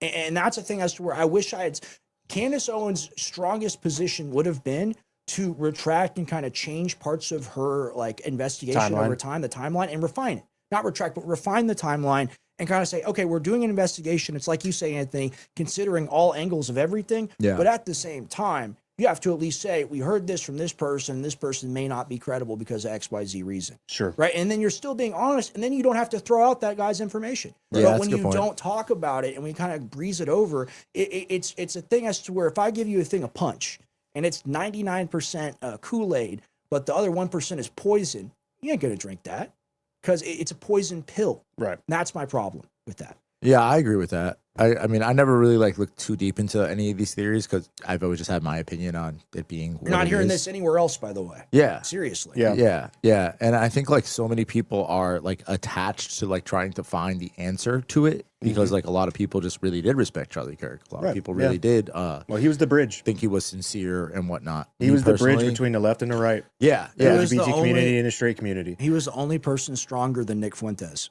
and now he's dead. Yeah. Yeah. And I mean that. I could never hope to be as strong, meaning as influential, have as much energy as Nick. Charlie Kirk mogged him, and now he's dead. That's another thing that I find very suspect. Yeah. Yeah. And like with the whole thing for me is like, who's going to fill the shoes? Are they going to try to make Andrew Wilson fill the shoes of Charlie Kirk? I don't think nobody can fill Because those they were shoes. trying to do like that Braylon kid, and I think that failed completely. Like he had The Lindsey Graham yeah, acolyte. yeah. He had like relevancy for like a week. Lindsey Graham's strongest twink. Yeah, Here's my literally. prediction. They're going to bring up that kid that's going out there and finding all these daycares where the Somalis are working. Oh, Nick Nick Shirley. Shirley. Nick Shirley. I bet you they try to bring him up. Thomas Massey just exposed. No, him. you're right. You're 100% right about that. That is the guy, but That's a good point. He doesn't have the juice. I got a nose for it, like They a can train him bloodhound. though, right? They It's can bring him about up. the It's public. something that you got, It's though, about the you public, know? it's about the public. You have to have that old world credibility, right? Like Charlie Kirk had that old world credibility. You raise somebody like that up, they don't have that. They only have the new energy that people detect as artificial. That Trump magic in 2016, you have to understand that's like a magical essence that he was able to tap into. And he smothered it and he perverted it and he made it into his own. Now that shit is gone. Besides people Yeah. like my dad, besides people, honestly, like both Tucker and Nick Fuentes, even though they both disagree, they have that old world energy. That's why they have their credibility. True, You yeah. raise these new people up, they don't have the mojo. That's They- true. That's Yeah. true. I only have a tiny little bit of it, but I have it. I was there. I can say I was there. I watched these things happen. Yeah, you got a front seat to Yeah, it. who are these new people? Yeah. That's the question. Yeah, So- yeah. They're all plants at the end of the day, but like they're not good plants. You know, like that's the whole thing. And I just want to know like who's gonna be the guy or the girl that they're gonna fill his shoes with. What did you guys think about PBD and his moderating? Did you guys think that horrible? Yeah, I think PB is an idiot. Yeah, I heard a lot of people that said he liked it, that they let them go. I think I even talked to your dad about it. He's like, that's real moderating. Just let them go and don't I tell them where to go. agree, but it's a thing as to where, let's think about it like it's a fight again. That octagon is defined distance, right? It doesn't get wider and wider and wider. And it's kind of like they kept pushing themselves back. Yeah. You see what Yeah, I'm saying? And, Yeah. and they created more space. You got to make them clash. You go, no, she just said this. You said this before. You have to have more knowledge of the prior Right. positions. In Yeah, my for opinion. sure. You can't just rely on the fighters to make up their own rules. For Yeah. sure. It's like a stalemate. You know. And he had these cards that he kept like he was holding, and then he'd flip them down. I was like, "What's the cards?" yeah. You're not saying anything. What's in the box? Why are you? Everyone in media fakes it until they make it. And even when you make it, a lot of these people are still faking it. That's just the thing of like, I'm a professional. I just thought they should have like. The cards are probably blank. I thought he could have kept the conversation going, the debate going. They could have hit a lot more points. Like they got hung up on this inferences and what does your inferences mean to you and why is this and why is that dragged on. And it's just like stop. Like that's where he should have stepped in and be like, okay, agree to disagree. We're not going to move past this point. Let's move on to the next. What do you got? Yeah, they just let it drag on. It's like that thing they do in India-Pakistan border where they do the dance and they like pretend to fight each other. Oh yeah. But they don't actually Right, engage. yeah. It's like that. You got to make them clash. Yeah.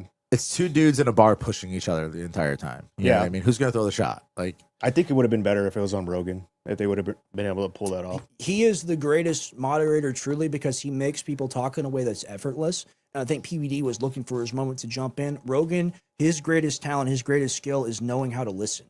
yeah. Right? So I think he would have picked up on a lot more of these cues. And I think he would have studied as well. Yeah. Sure. A great example of like Rogan's energy towards that is when he had, what was that guy's name? The Indian guy that was on CNN. Oh, I know you're talking about the doctor guy. Yeah, and he just had him up against the ropes the entire time. Yeah, he's like, well, you lied. Yeah. About this. Yeah, this. yeah. But he knew the information. Yeah, beforehand. that's the position PBD should have took. Andrew should have known what the fuck he was talking about, and PBD should have known what they're both going to talk about. Yeah. And then be able to moderate off of that. Like this was like, I just feel like it was rushed. It was sloppy. It was just like, I'm going to pay you $300K just to go there and do whatever. Yeah. But it was like, it could have been done in such a better setup. Right. You know? Yeah, I agree. Yeah. If Andrew did win at any point during this debate, where do you guys think he won? Being a faggot. I was kidding. Well, point one, but point two, I think really making her not failing to. Oh, I know. He failed to make her like hold any concrete position that he could have held over her head. So he lost. Yeah. What did you think about the part where he was talking about sources and he was calling her out on using anonymous sources? What are your thoughts on anonymous sources? I mean, like, what defines an anonymous source at the end of the day? Is she a reporter? Like, this is the thing, though, about like there's journalism and there's punditry, right? A punditry She's a pundit. is opinionated broadcast. Journalism is like nonfiction fact reporting. The two can be blended together. I would call myself both a journalist and a pundit and a broadcaster and blah, blah, blah. Like all these things my dad says, never call yourself an influencer. That's a pejorative, right? But when it comes to somebody like her specifically, right? She's someone that relies a lot on like, this is my opinion of the world. This is my worldview. This is what I think of the situation versus, I got sources, I'm doing an investigation. That's journalism, right? So I think you got to have more structure to it. That's all. But I think they could be credible as long as she establishes and really puts herself on the line with them. Because ultimately, here's the thing. Here's the thing about anonymous sources. If you're using them to define your position, you better damn well be able to prove something because they're going to sue the shit out of you. Right. That's very true. And also, I think like she's very close to all of this the whole entire thing being brought up with Charlie Kirk. Yeah, it's probably horrible. How could she not have sources? Right. How could there not be loose lips? Her DMs gotta be with filled the with camp. stuff. Yeah, like people in That's a TP full-time job for a USA. team That's to also filter what I'm that shit saying. out. That's the danger. That's how you get somebody like Mitch Snow kind of like You could get false information. because it's like, hey, I got another source here, and you're listening to so many different people. You have to make it very clear. This is what I'm talking about with the punditry. I'm considering this. Right. I'm viewing this. Yeah, I'm that's a good analyzing point. this. Good I'm point. examining this instead of saying this probably happened. I think. Yeah. You see what Yeah. I'm saying? Yeah. Like I'm amazed by these old people sometimes, man. Yeah, right. Well, even now, I'm starting to get people DMing me, and they're like, "I got a piece of information. I listened to that podcast with you," and I'm like, my initial reaction is like, You I fed? don't know. Yeah, exactly. So my natural reaction is to be like, "Yeah, I probably shouldn't read this."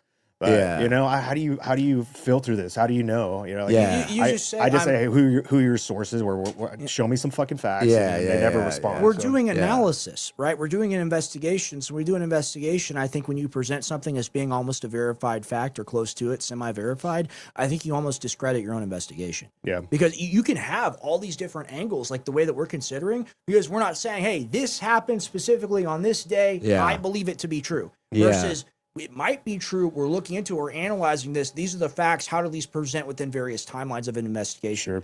And there's also we have to Cart before horse. Yeah. Well, there's all we have to take in consideration here also is like the actual official narrative and the people that are building the official narrative are lying. Mhm. 100%. So how can you get an Right. official source? That's her strongest argument to the whole thing. Yeah, it's like, Go how can into you get that. an official source from that? Well, Like, back- you have to take random sources. Right. Like, you have to Back- take it's some back some to the tidbit of shiny information. object. It's the infighting between Erica and Candace, and then that kind of fizzled out, and then it was Port Huachuca, and then that Yeah. fizzled out, and now it's Candace and dumb fuck. Yeah, Well, you know what I mean? Yeah. If that video is real, I mean, I've had a couple military friends of mine teach me how to shoot prone with the legs and whatnot. I mean, if you've ever taken a jiu-jitsu class and had to shrimp around on the floor, it's Yeah. not easy to move around on the ground like that. Yeah. That guy was super prepared to get into that position and to take that shot. And if you look at Tyler Robinson, he's like a gangly retard. Yeah. Yeah. That guy would look bigger.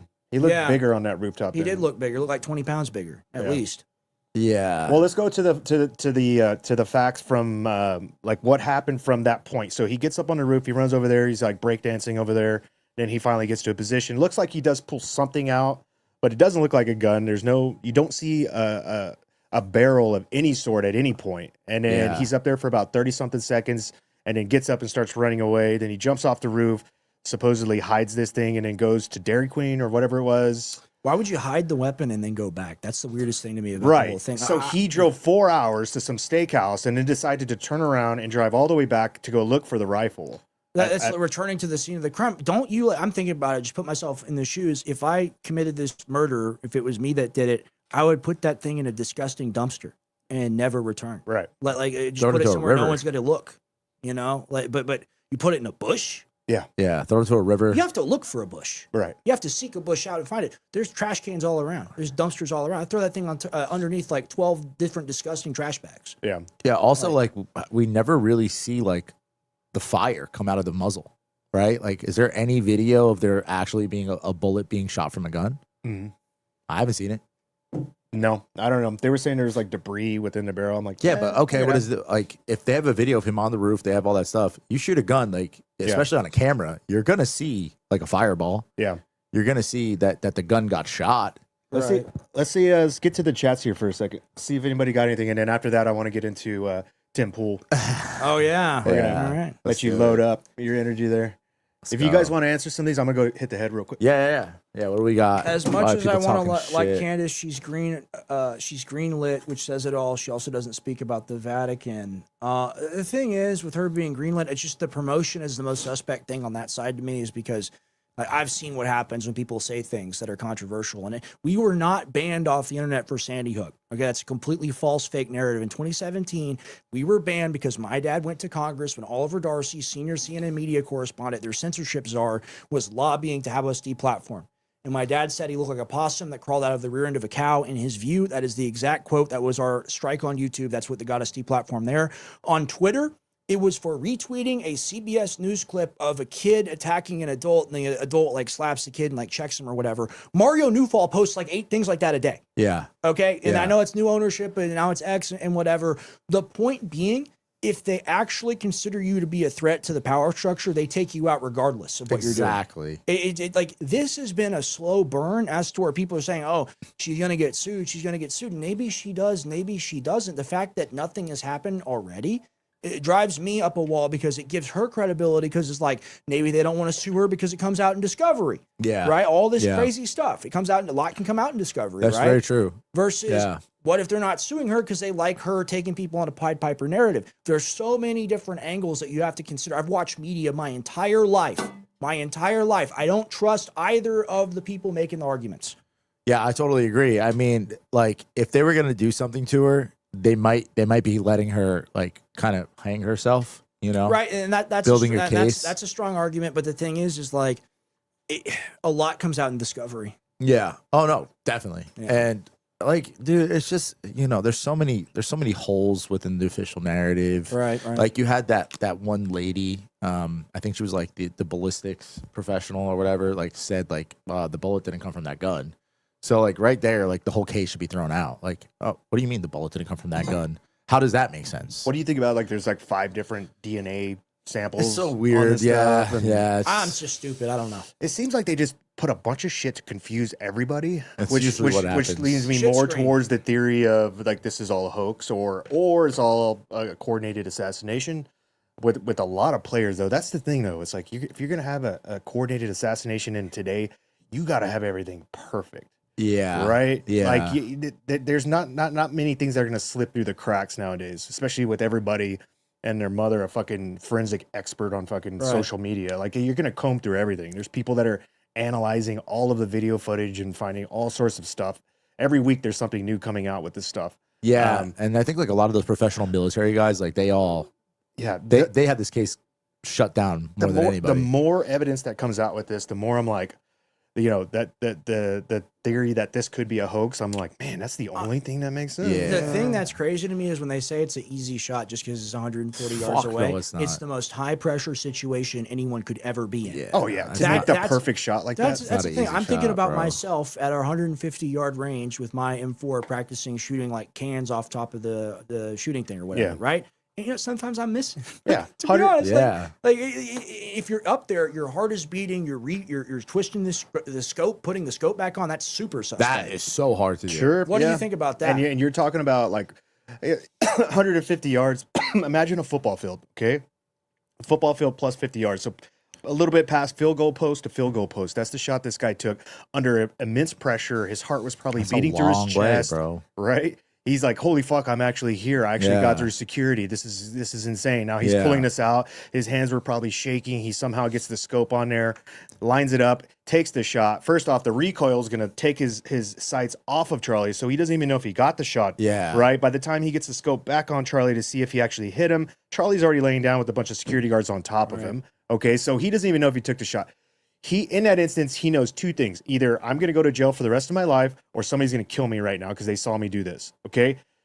If you know those are your two only options out of this, you're not going to get away. I mean, even if you do, it's going to be for a short amount of time. The guy was dumb, but he wasn't an idiot, right? So if those are your two options, you're only going to take one shot and get up and go run? No.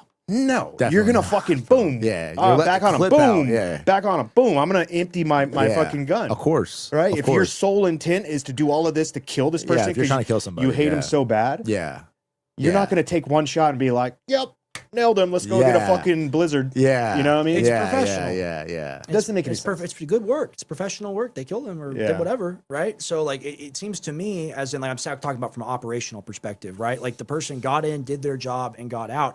Why would that same person that operates at that level of professionality, or at least calm, because that's at least what you have to have, just be calm as hell. You have to be like a complete psychopath to do something like that. Yeah. Like to kill Charlie Kirk, like completely cold.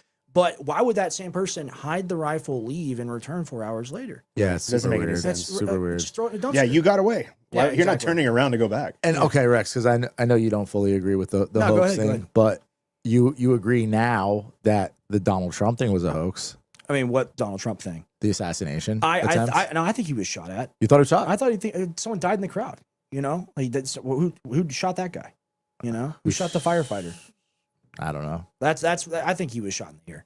I think what that was, again, Occam's razor, simplest thing is usually the most correct. They tried to kill him for real. Hey, we failed to kill you. We're going to do it again if you don't obey. Right. And that you look at it. Yeah, I don't think it's real. Look at the speech that Trump gave. And he said, it's the only time I'm going to talk about this. This is at the Republican National Convention about 2 weeks after the Butler, Pennsylvania assassination attempt. He says, this is the only time I'm going to talk about it. And he barely talks about it at all. And he's like, it's kind of a weird thing to have someone try to kill you. Like, yeah, I forget the exact wording, but he's not. I would be angry. I would be like, when I am president, everyone shall know not just about this, but about the Kennedy assassination, the Martin Luther King assassination. But it's the cucking that's weird. It reads as inorganic, and it reads as in something's been taken from you. For sure. And like he had agency taken from him that night that he never got back. Yeah. I think that's what I draw. And, you know, I told people, I went live that night. I was on InfoWars, and I pulled the cross out of my shirt, told people to vote for him because I thought he was going to stop the Ukraine war. Damn it. Why'd you do that? Like, seriously, man. Yeah. But like, I got people to vote for Donald Trump, so now I feel morally obligated to talk about these things. Sure. Well, You know? I mean, at the time, we had two options. True. He was still the better of the two. True. Yeah. And the thing is, though, is it worse to know that you're wrong or to think that you're right? This is the question That's we heavy. ask about the GOP, right? The Democrats, they're insane, completely psychotic, want to do double mastectomies on like 14-year-old girls, believe in like third trimester abortion, all this insane stuff. They believe that they're correct in doing that because they have a secular worldview and they worship science, Satan, right? Yeah. But they genuinely believe it. The Republicans know that they're wrong. The Republicans know that they're blackmailed. They know that they're co-opted. They know that they're controlled, right? So is it worse to go along with people like that or to punish people like that to hopefully create a resurgence that makes it possible? Yeah. We have a weak sister environment. All these people in the GOP, they have relied on that energy that Trump stole in 2016 and perverted in 2024, right? And betrayed with the Iran war, with the Epstein files, all that stuff. That energy is running out. I can feel the metaphysical energy draining. Yeah. I can literally see it in these people that used to be empowered by following Trump. They've stuck to the grift so hard. They've refused to let it go in any respect, not 1 inch, because of the Islamic foot washing stations. Well, we got 15 times the Muslims we got in the West since 9/11 because of Israel's wars, my MIGA. Yeah. Like seriously, Yeah. MIGA, make Israel great again. Rex, I need you to start chain smoking today because I need your voice to get deep like Dude, your I dad's tried. by the time you're his age. Dude, I tried, man. It's got nothing to do with the cigarettes. It's got everything to do with him tearing his larynx. He has scar tissue From on his yelling? vocal cords. Yeah, from into a Oh, bullhorn. really? That's why it used to sound like me. It used to sound kind of like this. Yeah. You know, but like now, Band Video, Infowars.com. That was good. That was pretty good. That was Pretty good. Last thing I was thinking on this whole Charlie Kirk case, I saw somebody comment and it stuck with me. I should have remembered their username or whatever, but not a long time ago, a few days ago, I was watching some post. It was probably one of the Candace things or whatever. But somebody said, if you're going to go through all of this trouble to kill somebody, why would you do all of this? Right? Doesn't make Yeah. sense. It's If too you're high going to effort. take this guy out, there's a lot of other ways you could have taken him out. Yeah. If it's going to be an Could've poisoned exploding pager, just make it an exploding pager. Make a scene out of it. Yeah. And tie it to that guy. Say him and his boyfriend are the ones that built this and they somehow snuck it into That- their Yeah. bag. That's right? my dad's entire argument about Fort Hawk-Tua is it's just like it's much easier to have 3 people meet and say, well, we're just going to ice him versus having 12 colonels, right? And I think the meta point to make on all of this, which we've been discussing the whole time, is they want to put us into boxes. They want to say you either believe the TPUSA narrative or you believe in everything that's happened in Candace's entire investigation. That's true. I don't believe in X. I don't believe in Y. I could believe in Z, A, B, C, E, D, F, G, H, I, J, K, L, M, N, O, P, Q, R, S, T, LGBTQ. That's what he believes in. AAIP, double plus You equal gay. sign. You know what I mean? I knew it. Yeah. The gay bomb, as my dad would say. All right, Rex, let's get into your dad and Tim Pool. Oh, yeah. We touched on it a little bit earlier, and I know you have a lot to say about this. Yeah, man. Let's go. Yeah, so I was talking about that weak sister environment earlier, and I was also talking about kind of the metaphysical energy that Trump bottled and took for himself and really used for that 10-year time period, right? And that energy was bequeathed upon him by like the Lady of the Lake, right? Yeah, Like Lady yeah, Liberty, like yeah. she gave him that sword, right? And other people, they pledged their banners to that sword, to what it represented, right? People like my father, people like Tucker, people like MTG, people like Candace, people like Charlie Kirk, XYZ. But you also have people that did it not out of some pure loyalty to the country or pure desire to, you know, save America, make America truly first, make America great again, the true promise of MAGA. You had a lot of people that did it because it was profitable. Very true. And the tell for this, what you have to realize when you look at these people, what happened when Trump didn't release the Epstein files? What happened when Trump took us to war, did the Iran war on behalf of Excuses. Israel? Just excuses. Excuses, Yeah. lies, and still nonstop coverage, but coverage where they're too weak and too afraid to take an actual position. Yep. This is crazy. Yep. Like it's been a lot of that. So I look at Tim Pool, somebody like that. Of course, the quartering much worse, far lower, a gusano, a worm, compared to even somebody like Tim Pool. But all these people at the same time, they do the same thing. They do daily news coverage. They do a bunch of clips. They do a bunch of different shows, XYZ. That's what we had going on before we were deplatformed. InfoWars would put out like 8 to 10 videos a day, right? All manners of like clip reports, shows, live shows, you name it. But you have that thing as to where you're always broadcasting. People can always get the current updated news. Right. If you look at the news and look at it 5 days later, you're like 10 years behind. Yeah. True. Yeah. Literally, I gotta watch the news or read the news at least 6 hours a day in order to stay current, up to date on geopolitics, right? Yeah. So you've got people, the normies, and that's not a disrespectful term. I wish I wasn't obsessed with all this. I wish I was able to go play beach volleyball or something, right? Pickleball, exactly. Jiu-jitsu. But there's a real hunger for people in the center that want to find valid, true information. And you have that legitimacy of Trump from back in the day. You have that sword, that energy. So many people pledge themselves to that banner of being like, hey, man, we're looking for the truth, whatever that means. And I think people like Tim Pool represent that because they don't actually look for the truth. They look for a narrative to parrot, right? They don't actually have any real positions. It's the amorphous blob technique. I'm rubber. you're glue. What bounces off me sticks to you. They can do anything and everything. They can meet with Netanyahu in secret and then say, hey, it's public because I tell you, but I won't tell you what I talked about. Yeah, what happened with that? What happened with that meeting? So Chatham House rules the system where they're not allowed to discuss what they talked about. Netanyahu met with journalists in D.C. to lobby for the Iran war, right? The original one back, Operation Midnight Hammer, before that happened, I believe. Or maybe much before that. I'm not exactly sure. But he met with Tim Pool, and he's one of the people there, and Tim Pool is not allowed to discuss what they talked about at the meeting. And Tim Pool will say, I told you it happened on the record. That's because Jewish Insider, Jewish newspapers like Jewish Insider and Haaretz published stories on it, right? So he had to come out. Oh, the day later he told everyone, they wrote about it. Ooh. They wrote about it. So you had caught. to come out publicly. And then he wants to play Unc and play this game as to where, I don't know what I did to you, Alex. I didn't know. In politics, there are no friends, only conveniences. All of this stuff that he did, he's doing that stuff because he can't stand on business, stand on principle. He supported the war by supporting Netanyahu. I'm sorry. Hitler is dead and he lost to the United States of America. Netanyahu is alive and he's conquered our country. I view him as worse than Hitler. All right, in the modern relevance term, okay? Because he took us to war. He killed American soldiers repeatedly over decades and decades and decades, billions of our dollars spent on killing little kids. Yeah. Right? Yeah. And somebody like Tim Pool is too afraid to lose his career and lose his access and lose his job, lose the normies that might be offended by that because they don't understand what Trump has done with that sword he was given. They're just still loyal to that sword. Somebody like Tim Pool's afraid to lose that bread that he knows is buttered. So that's what it comes down to.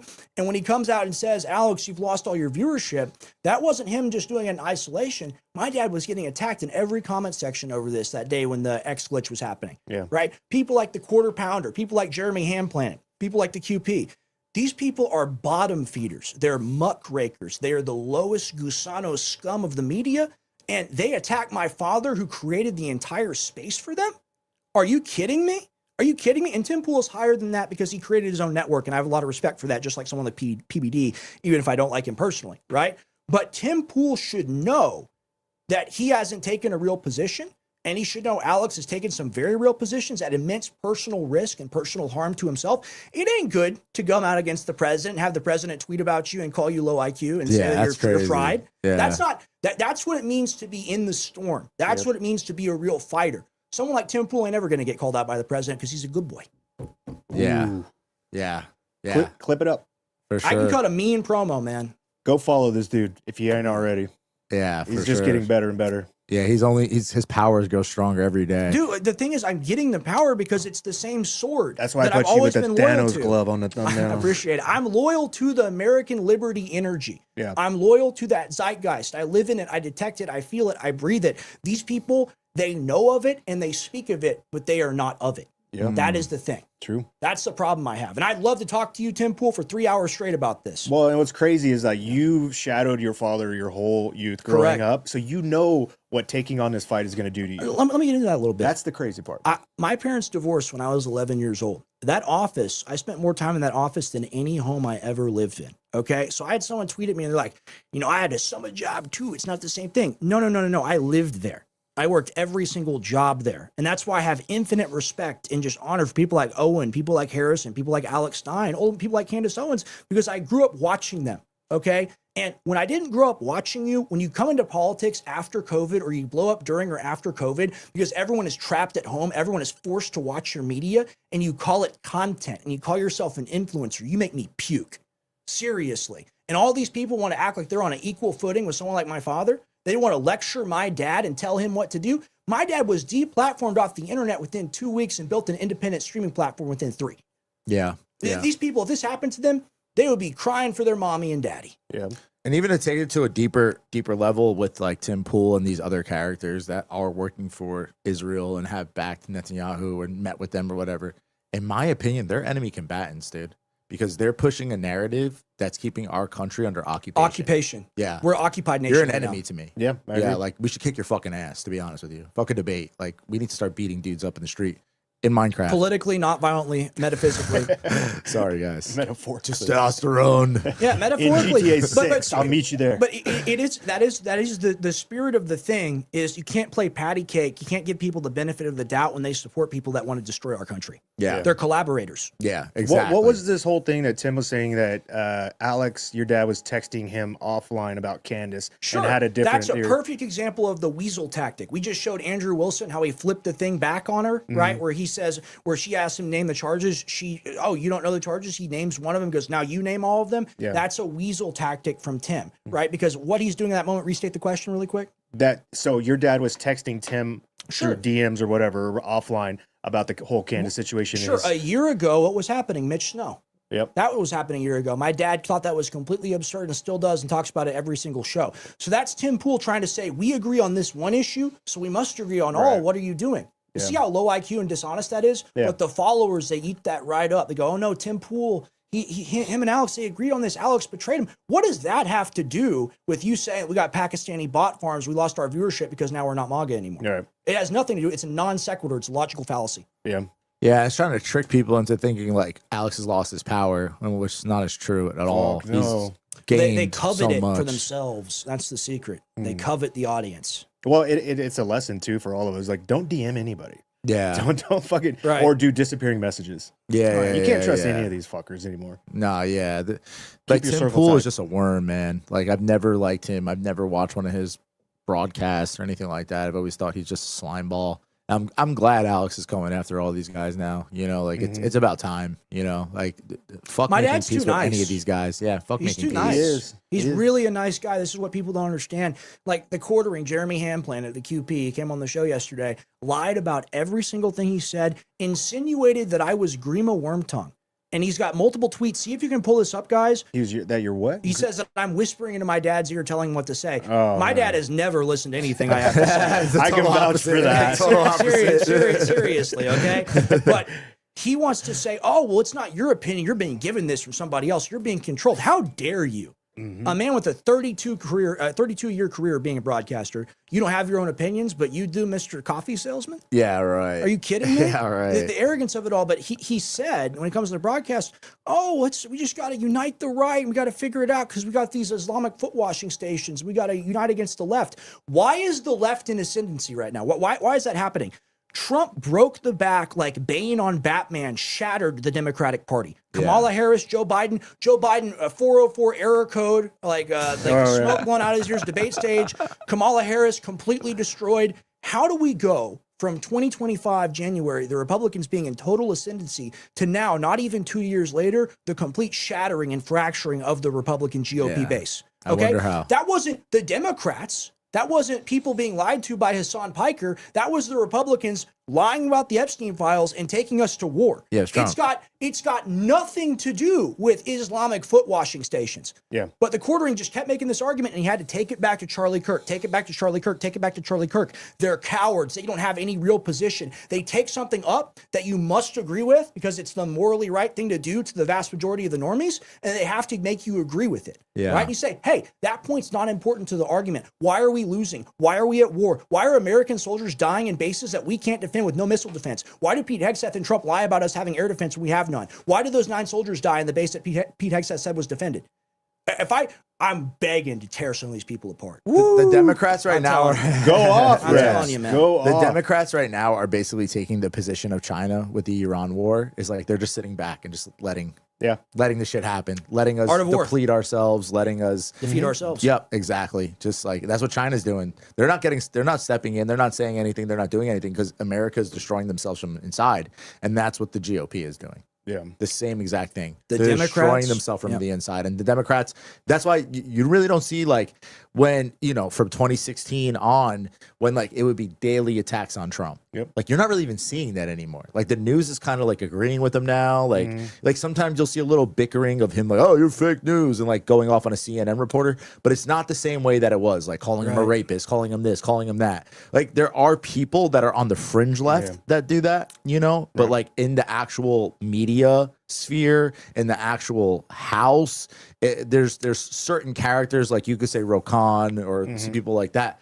but other people are not really attacking Trump like they were attacking. Like Pelosi's is- not going yes. off on her high He's horse. doing what they want right now. That's the Pretty ultimate much. proof. He's That's- winning their battle for Yeah, them. pretty much. That's the ultimate proof of the two-headed bird. When I had Andrew on, Andrew Wilson, he said he didn't believe in that theory that it's two wings on the same bird, and the bird wears a tiny hat. Yeah, as hey. you often say.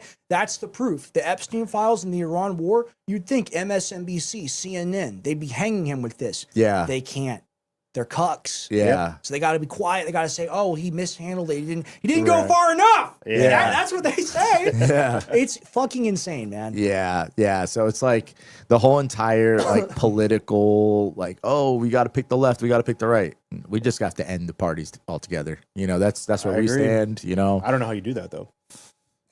you got to find the right There are people. coalitions forming. I think ultimately what's going to happen is everyone listening to this, prepare yourself, make some money, buy some ammo, buy some food, get some water, get some land, get away from it all. This country is going to have to become a lot more like Brazil before it gets better. Sure. And I tweeted this thing out last night as like, we're going to realize that we lived in hell a long time ago. Yeah, You know, yeah, like yeah, that's the reality. We're already, you know, it's pretty hot outside, right? We've got a lot of street pirates walking Oh, around. the street pirates are You out. got a dude. lot of you can't buy a house, can't own a car, Yeah. you can't work for, you can't earn a living wage, basically. yeah. And just because things are still got that like last remnants of the aegis of protection over us. People are still like, well, it's okay. Yeah. I think it is going to have to melt down. I think 2028 is of extreme consequence, but even then might be too soon. I think everyone that's always predicting like Chicken Little, the sky is going to fall down next week. I think they're still wrong. I think it's got like 1 to 3 years left.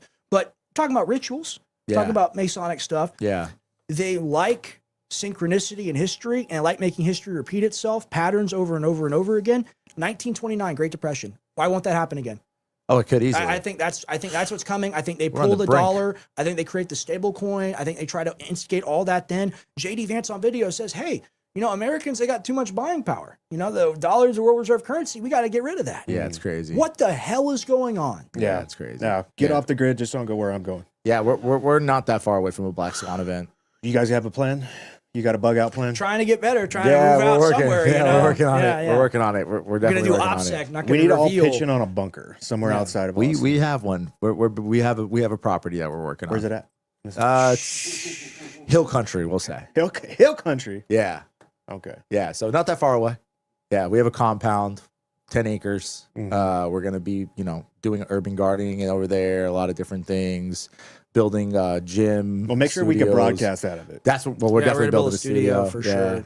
We're gonna do so much cool stuff, man. I got a guy moving here. It's like my Rob Dew equivalent. Just got out of college. Yeah. Be working for me like 100 hours a week. Awesome. It's Hell gonna, yeah. it's gonna be amazing. Man. Yeah, we also have supplements coming out. We're starting our own supplement line. Nice. We're coming out with electrolytes. We're redoing a lot of you want to go into We're that? gonna be recreating, enhancing brain force under ungovernable brain. We're gonna have ungovernable electrolyte, ungovernable knockout, all these classic formulas. Like, here's another thing about me. People that don't know anything about me.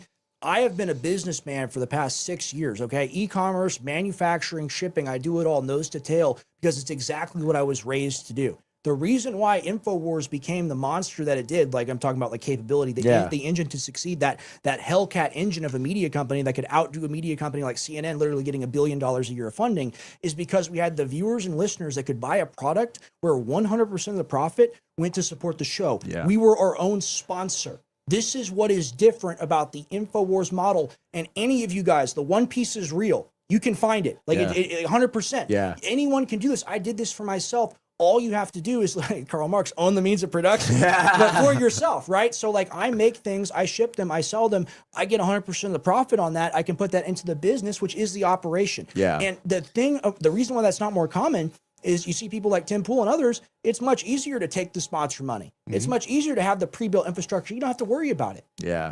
Versus having a product that you believe in. Other people that do a show to sell a product or a service, we sell a product or a service to do the show. That's what's different. Yeah, Right. gambling apps are handing out money all the time. Speaking of sponsors, shout out to my sponsors. Oh, no, we love it. plug. We love just it. kidding. We love it. It's absolutely We're big great. time pluggers. Like we have sponsors as well. That's not a problem. But I'm talking about the vast majority of your funding coming from an independent operation. Sure, It yeah. makes things different because then, hey, 15% of your income comes from the sponsor. Sponsor calls you up and says, "Hey, I don't like you criticizing Netanyahu." Cool. I'll just make 15% more income myself or find another sponsor. Exactly. It gives you a level of freedom that other people don't have. 100%. And this is why we were really taken out, man. It wasn't even just because of like the views, opinions, and getting Trump elected. It was because InfoWars made $180 million gross between 2015 and 2018. You're not allowed to make that much money.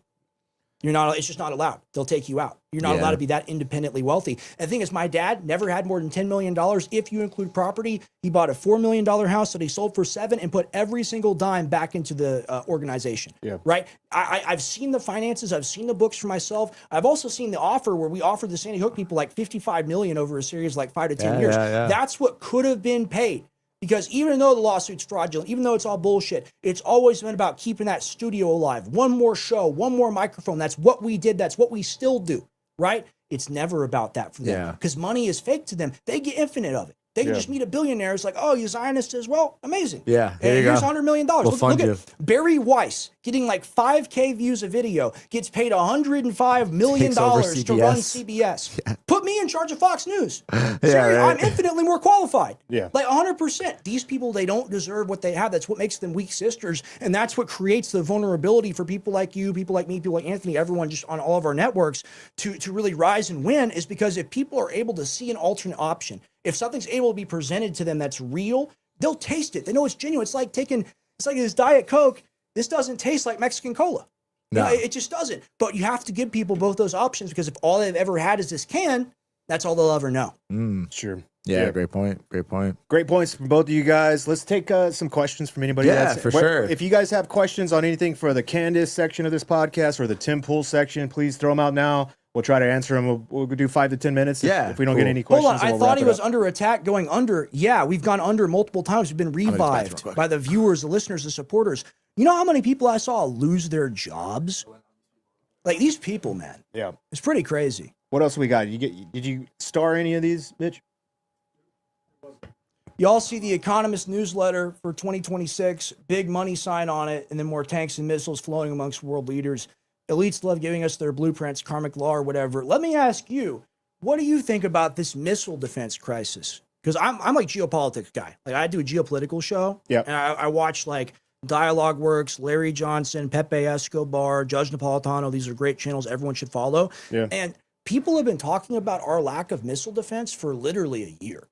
Right. Honestly, I'm not read into this as well as I should be. That's one thing I just kind of like not interested in. I got you. But from the perspective of somebody on the ground that has to be in one of these bases that we know can't be defended, is that not like as a commander in chief or as secretary of war, when they go, sir, we've used over half our interceptors, we have to pull them out of theater in Japan and South Korea to bring them to the Middle East. I think it's very...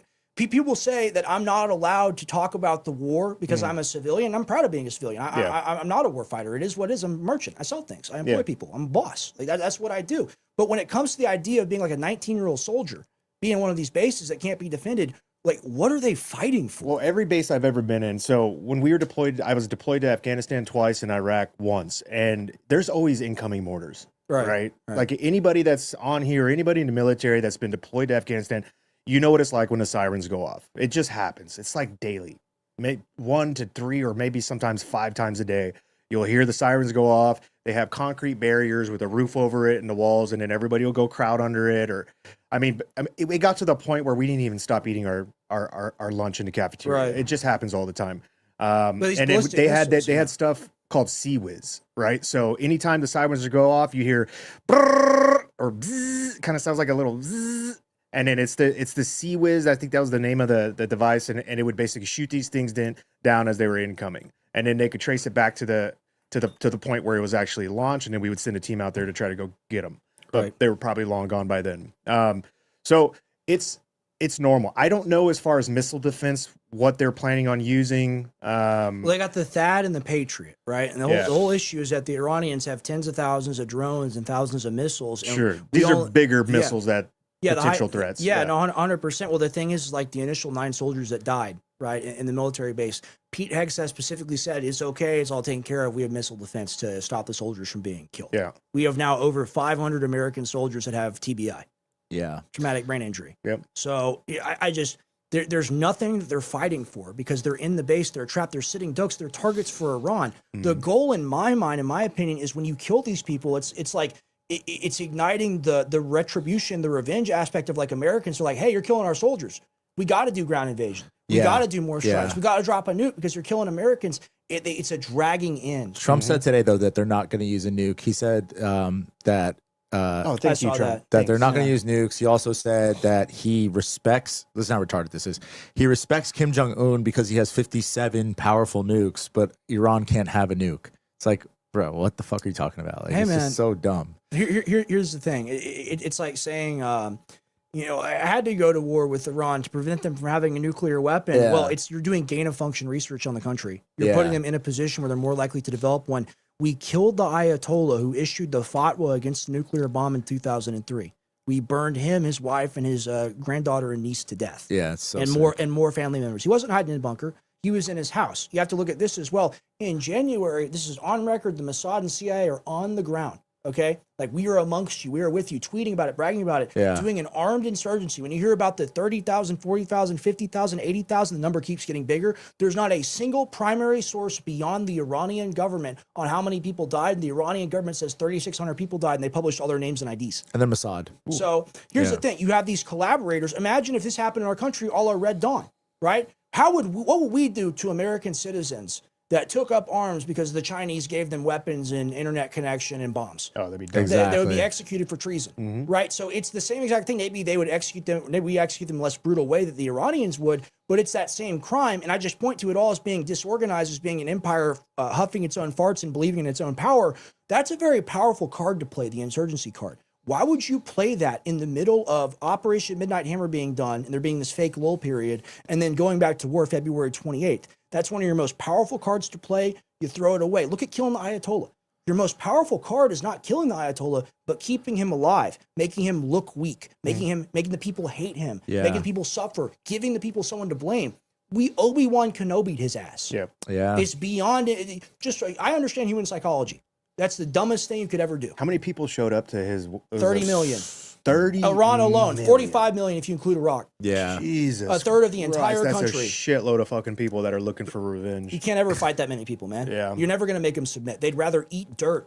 Yeah. And the whole thing, like with the drone warfare, back to that, is like it came out that when they took out the F-35, it's because drones swarmed the entire jet and they didn't know what to do. Ooh. And then they sent a missile. So like they distracted them with the drones and then the missile came. Yeah. So it's like they're fighting a different kind of war. And it also came out that they have new technology now that their missiles can actually fucking divert. Yes. So if there's a Patriot system missile that's going to be shot at it, it could just divert it. It can change trajectory. And they are also now saying that now that the MOU is done, they're going to go on the offensive. And in their plan of attack, they're going to attack Bulgaria. They're going to start attacking European Staging ground. Yeah, where American bases are. Israel bombed 3 countries yesterday. Yeah. Lebanon, Syria, and Palestine, Gaza, which I do consider to be a country. That's what we have a 2-state solution as part of our government protocol, by the way. America does. Trump has to admit that as well, even though he will never do that. Israel bombed 3 countries yesterday. Iran is saying they're going to attack Bulgaria and the NATO staging grounds. Yeah. This is only expanding. It's going to be bad. And all the people, it's like a reverse Chicken Little, that said, the sky is fine, the sky is not falling. They're pro-war. You don't get to be neutral on this. You got to pick a side. Seriously. Yeah. Also, it came out that in Syria that they found Assad Bashar's nuclear whatever, like the remnants, and they said that they're going to start their own nuclear program, and like Trump's going to greenlight that. So, like, how come Iran can't have a nuclear program if Syria can, right? Yeah. Well, I mean, look at Syria. I mean, you probably fought people that are related to this monster. Al-Shara, formerly Al-Julani, literally the head of Al-Qaeda in Syria. Okay, this guy's a legitimate monster, has held children's heads in his hand that he's personally severed, has killed thousands of Christians, Alawites, and Muslims as well that don't agree with him. Yeah. Right? So you have this insane fundamentalist guy that we put in power. He's in a U.S. prison for 5 years, comes out in a Brooks Brothers suit, and Trump is dousing him with cologne in the Oval Office talking about how good he is. Like, that should piss you guys. Anyone that's still pro-Trump, anyone that's still pro like MAGA, which is what it is, make Israel great again. Trump literally said MAGA, so I can say it too. The president said it. Anybody that's still pro that, it's over for you. Like you don't get to do media, you don't get to do news. Where do we go from here? What are you voting for? Question. What are you voting for? I'm the not next voting. election? Joe Kent. Yeah. Honestly, I'll write him in. I don't care. Yeah. That's my guy. Yeah. That's my guy personally. You have to have someone with that level of credibility. He was second highest in the intelligence apparatus, and here's why I trust him, okay? My wife was murdered in a war manufactured by Israel. Yeah. There's no AIPAC money coming after that. There's no support coming from that. And I watch every single one of his interviews. I've interviewed him multiple times, met him in person. Phenomenal dude. Every single interview he does, he gets more hardcore. Yeah. And yeah. like I was watching Mario Newfall, and Mario Newfall is doing the dance, doing the tap dance. He's king fence sitter, Mario Newfall. You got the quarter, he's got nothing on him. He's doing like salsa dances on top of the fence. Sorry. So Mario Newfall is like, I don't think Trump is crazy. I think Trump wants a solution. I think Trump wants peace. And Joe is like, my MIGA. Okay, my MIGA. Listen to me. I just had an intelligence clearance. Yeah. Okay, so I don't want anybody telling me. Yeah, you can't tell me shit, bro. So like that's what we need. And it has to be even deeper than that. I talked about the Lady of the Lake, Lady Liberty, giving Trump that sword. You have to have someone that was wounded by that same weapon. Yeah. All right. Because the Democrats, they were wounded by it for the right reason, right? But they were still wounded by that same sword that he used. You have to have someone with that equal metaphysical energy. You can say, I was also wounded by this. I was also hurt by this stolen fire. And unlike me, that stolen fire belongs to me. It does not belong to you. Very true. It is not of you. It is not of your master. Who do you run with him? That's a good question. Who's his vice? It's a good question. I don't like MTG in that position. I love Tucker, dude. I like somebody that has the credential. I think we need an Eisenhower. I think we need the likes of something we You need haven't somebody seen with in the 80 connections. years. Yeah. You need somebody with connections. That's Yeah. why I'm like, yeah, Tucker's not a bad spot. I don't know Yeah. that experience wise, but Did Trump have experience? That's a good point. No. Well, look at point. the original ticket. You had Hillary Clinton, Tim Kaine, and then you had Trump and Pence, right? Back in the day, the VP could be a position where, it's just a write-off. It's nobody. We look at the assassinations. We look at the wars. Yeah, look yeah. at they're old. They're old as hell. Biden and Trump both 80 years old. The VP is actually a very important position, yeah. right? And, like J.D. Vance burned all his political credibility by becoming vice president. Well, Trump said he's running again. Yeah, 2028. Yeah, like he's dead serious about it. Mhm. I don't think he makes it to 2028. Yeah, I think, we're I think smoking he's- we're smoking fentanyl off foil with strippers. And like that's basically what we're talking about with that level of shit. Okay, he's 80 years old. His ankles are swollen. He's losing his mind. What do you guys think of Hunter Biden going on this tour Well, right speaking now? of that, Oh, yeah, there you go. He was Good saying, segue. yeah. he was saying that the laptop getting left at Was the Israeli repair or shop whatever, was bullshit. They actually just swiped. They cracked his shit and fucking just put I it don't all out believe to the that. world. I don't like that rehabilitation. pictures tour. It kind of of makes them and sense though. It's shit. like if you're him and your laptop breaks, just fucking throw it Well, away they and go get a new want to one. make it about the personal stuff. The personal stuff's not an issue. We all make mistakes. It is what it is. He was paid by Burisma illegally. Okay, it's government corruption. It's presidential corruption. No, there's and definitely just corruption. because Yeah. Trump has done things 100 times worse now doesn't mean that's not evil. It's just like you 100%. commit one Yeah. murder, you commit 100. It's the same type of thing. Yeah, no. Right? So I don't like the rehab of that. It's one. Who cares? He's a crackhead. He's a criminal crackhead Yeah. that defrauded Made a the lot of country. money. And in Ukraine, I could just go on for hours and hours and hours. We've been setting up Ukraine situations since 2014. Yeah. I have to believe he was involved in that. Yeah, he was. So that it is what it is, man. What was the other guy's name before Zelensky? All right, I it's know. not Poroshenko, is it? Yeah, it was Poroshenko. Yeah. No, yeah, it's something like that. Yeah, Look like- at Maidan coup 2014. Yeah, he was like trying to expose all this shit too, and then that's when Zelensky got put in place. Is that the bottom of the chat, Mitch?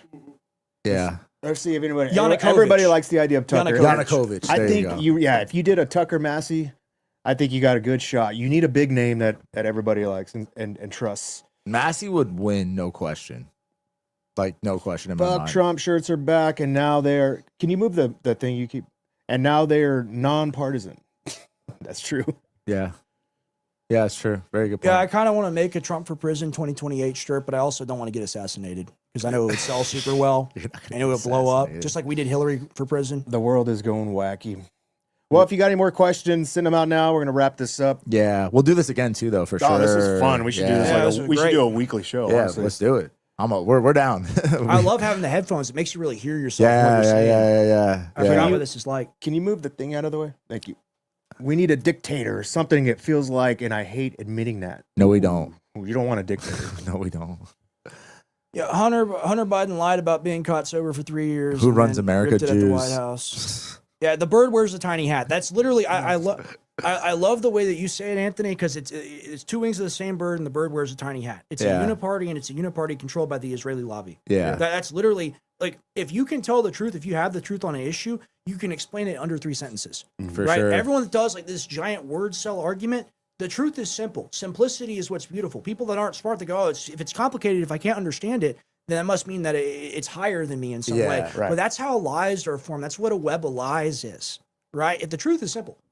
For sure. It for is sure. what Trump took us to war for Israel. Yep. One sentence. Yeah, That applies to And the that's Charlie treason. Kirk assassination too, right? I agree. Yeah, it's I all think connected they're to the same thing. Intentionally making it very complicated. For and sure. I don't think Candace is in on this, but I think she's an unwilling participant in this magic trick that Like they're a useful doing. idiot, kind of. Yeah, Yeah. I definitely say that. misguided. I would agree with misguided. Yeah. I think I think there- her intentions are in the right place. you got to have the journalistic chops. Yeah. That's Yeah. the thing. Comes down to it. Yeah. For sure. For sure. But gentlemen, thank you so much. Oh, This thank was you for having so us, much dude. fun. Yeah. Go ahead and let everybody watching know where they can find you if they wanna start? don't already subscribe. You go ahead. Okay, so I'm on Instagram under Anthony_Graffeo777. You can also find me on X at Graffinati19. You can follow my business page, Ungovernable Project. If you want to go get some tallow, go to The www.theungovernableproject.com. absolute best. The best. We'll give you some. We got you some. I need some. Yeah. I'm constantly shadow banned, but I'm always posting. I post like 100 times a day. But yeah, follow me on there. So Yeah, Graph gets deleted like every 6 22 months. times.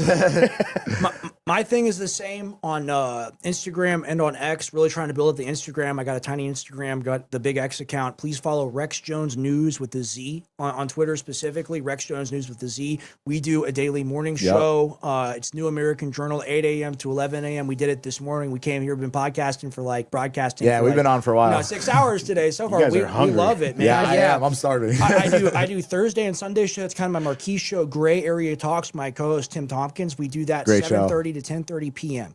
Okay, and then I'm also occasionally I'm a third stringer, but it's like being a third stringer on the Patriots. I'm now AJN host as well. Fucking right. So Yeah. it's pretty cool, Yeah, hell right? yeah, hell yeah. But if you guys want to find another way to find me, want to find a way to support me, 50percentoff.com and Jones CBD. Will you pull up Jones CBD really quick?